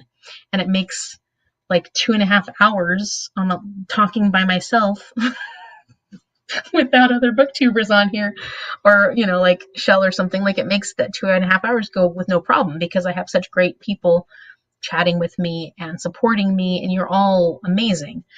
That's a big part of this whole process. It's a huge part of this whole process. It's the whole reason we're here, right? So thank you all. Thank you. It's a lot of thank yous. Okay, now I want you to tell me what you are reading. Everybody let me know what you're reading, because we finished the mid-year freakout tag, and I don't know if we want to do the other tag, because that took a long time. We did a good job with that, the other tag that I have, but I'm curious to hear what everybody has been reading, because maybe we should do a sprint. Should we? Or is this a Monday night? Should I let everybody go to bed?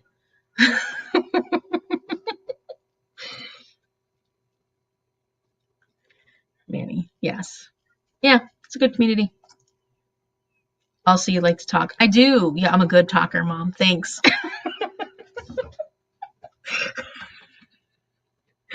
I do. Oh, I totally agree. And Jenny! Oh my gosh, Jenny, hello! You're amazing. I'm so happy you're here. Totally agree. I've been making book videos off and on for 10 years, and it's wild. The change. Yeah, it is wild. And, you know, you've been doing it for a very long time, so you've seen a lot of changes. I'm very curious how that transition has been, and like throughout BookTube, because I haven't been here. I haven't even been a part of the BookTube community for that long. I really found it during COVID. I didn't know it was a thing before COVID. So I'm sure that was, it's been a good and probably positive and negative in some ways, or hopefully it's been all positive for you, Jenny. But Jenny's amazing. Everybody go look at her. Everybody go check out her channel as well.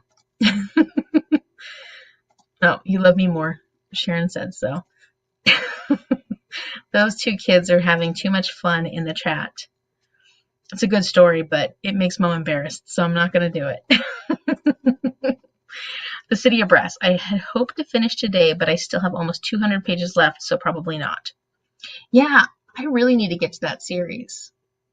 I know I say it all the time, but that one I had intention. Oh, actually, what I wanted was I really did want that one to win Book Star of the 1 year when we're still doing voting for it. I really wanted that one to win, and it didn't, and that was a bummer, because who knows how long it'll take me to get to it. But that's one I think that I will absolutely love, for sure.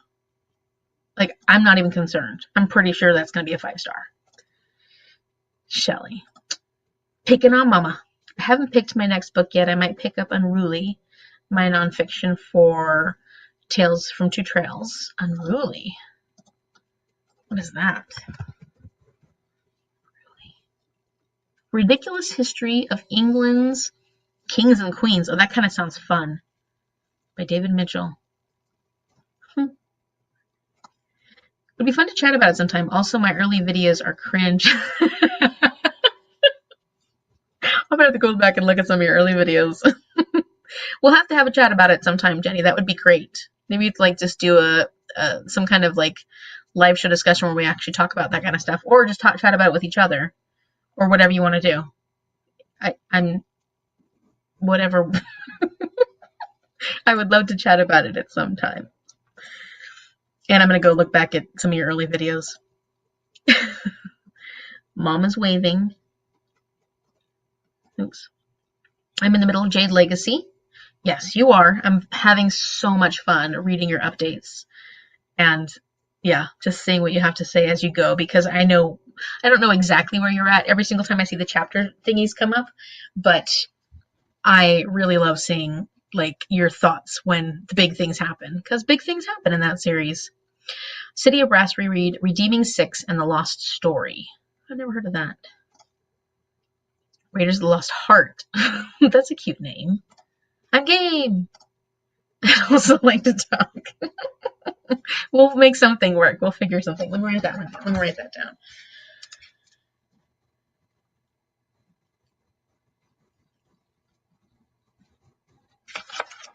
So I don't forget, because I forget everything. I'm going to pick up a Good Girl's Guide to Murder tomorrow. I'm like, oh, good, yeah, because I have our physical copy, which I'm going to pick up today, maybe. Hi, I opened up YouTube and saw that you went live. I am just a subscriber for about a year and 2 years, and want to say thank you. You're not just a subscriber; you're a subscriber. Thank you, Melissa. You do comment a lot on videos and stuff, so I appreciate that interaction. And even when I don't respond, I do see everybody's comments. I just don't always respond because I get busy, and I'm bad at that. I used to be much better at it. But thank you, Melissa. Thank you. It's very exciting. I love all of your content and really enjoy it. I'm glad you do. I'm glad you do. Thank you. I need to read the Murderbot Diaries. Yeah, same. Mom loves that series. I haven't read any of it. I keep putting it on TBRs and I have never get to it. And it's nice and short too, but yes, David Mitchell is a British comedian that I love, and I teach British history, so it seems fitting. Yeah, it looks, the cover, it looks fun with the like bomb, the golden bomb thingy. Tara. Oh, The Lost Story by Meg Schaefer. That's another highly anticipated read for me. Oh, I know the name Meg Schaefer. The Lost Story. What does Meg Schaefer write? That's a pretty cover. It's a really pretty cover. The Wishing Game. That's what she's known for. That's what, okay. Yep, that's the one. It's so good, Shell. I need to continue the series. The Murderbot series. I love Murderbot. Yeah, Murderbot is well loved. I also love Murderbot. I need to read the last one. Systems Collapse. I'm sleeping on that series. So thoughts. How are we feeling, everybody? Do we want to do a sprint and read, or are we feeling pretty good for the night? This has been a wonderful chat. Like, it's been great. We did the tag, and that was awesome. I love so many good answers. Very, very excited that I got a chance to do that. I'm excited. Everyone seems to love it. Yep. Audiobook suggestion. Okay, good. Difficult to listen to audiobooks, but I've been listening to Witches in Seattle by Dakota Cassidy. Ooh, I love a good audiobook recommendation because I have difficulties with audiobooks too sometimes. Let me write it down. I don't think I've ever heard of that, but I love books that are set in witchless in Seattle, like sleepless in Seattle. Oh, how cute! I just got it.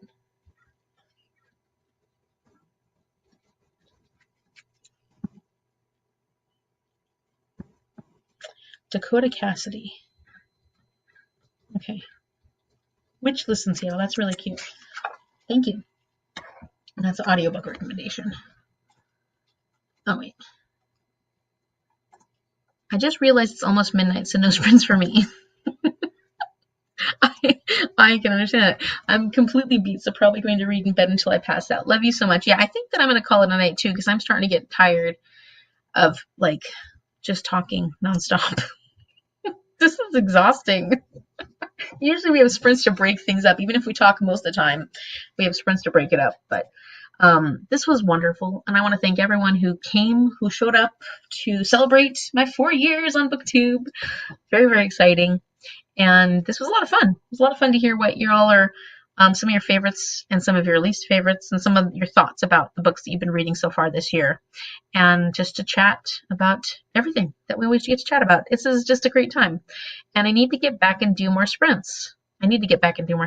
Like, I really need to make more of an effort, because it's just fun to have a chance to talk with everybody, like, on here, and, you know, get that time. So thank you, everybody, for coming. This was so much fun. Yeah, it was so much fun. Thank you, everybody, for coming and for celebrating and for chatting. This was awesome. And almost 3 hours went by like that for me, because we just, even though it was just me, so that was fun and awkward, but I did it. I hope you have a wonderful evening and that tomorrow is great for everybody. And if you're working tomorrow, everything goes smoothly. And if you're not, that you have fun like I am. All right. Thank you so much. Thank you. And I will see you later. Yes. Thank you. Thank you. Thank you. Thank you, Mara. Woohoo. 4 years. Thanks, Ma. Thanks, Amy. Thanks, Amy. Thank you, Brenna. Yes, thank you. I will be safe heading down there. Peace out. Peace out, Shell. I'll see you soon. Bye. Yay, I'm leaving. Maybe.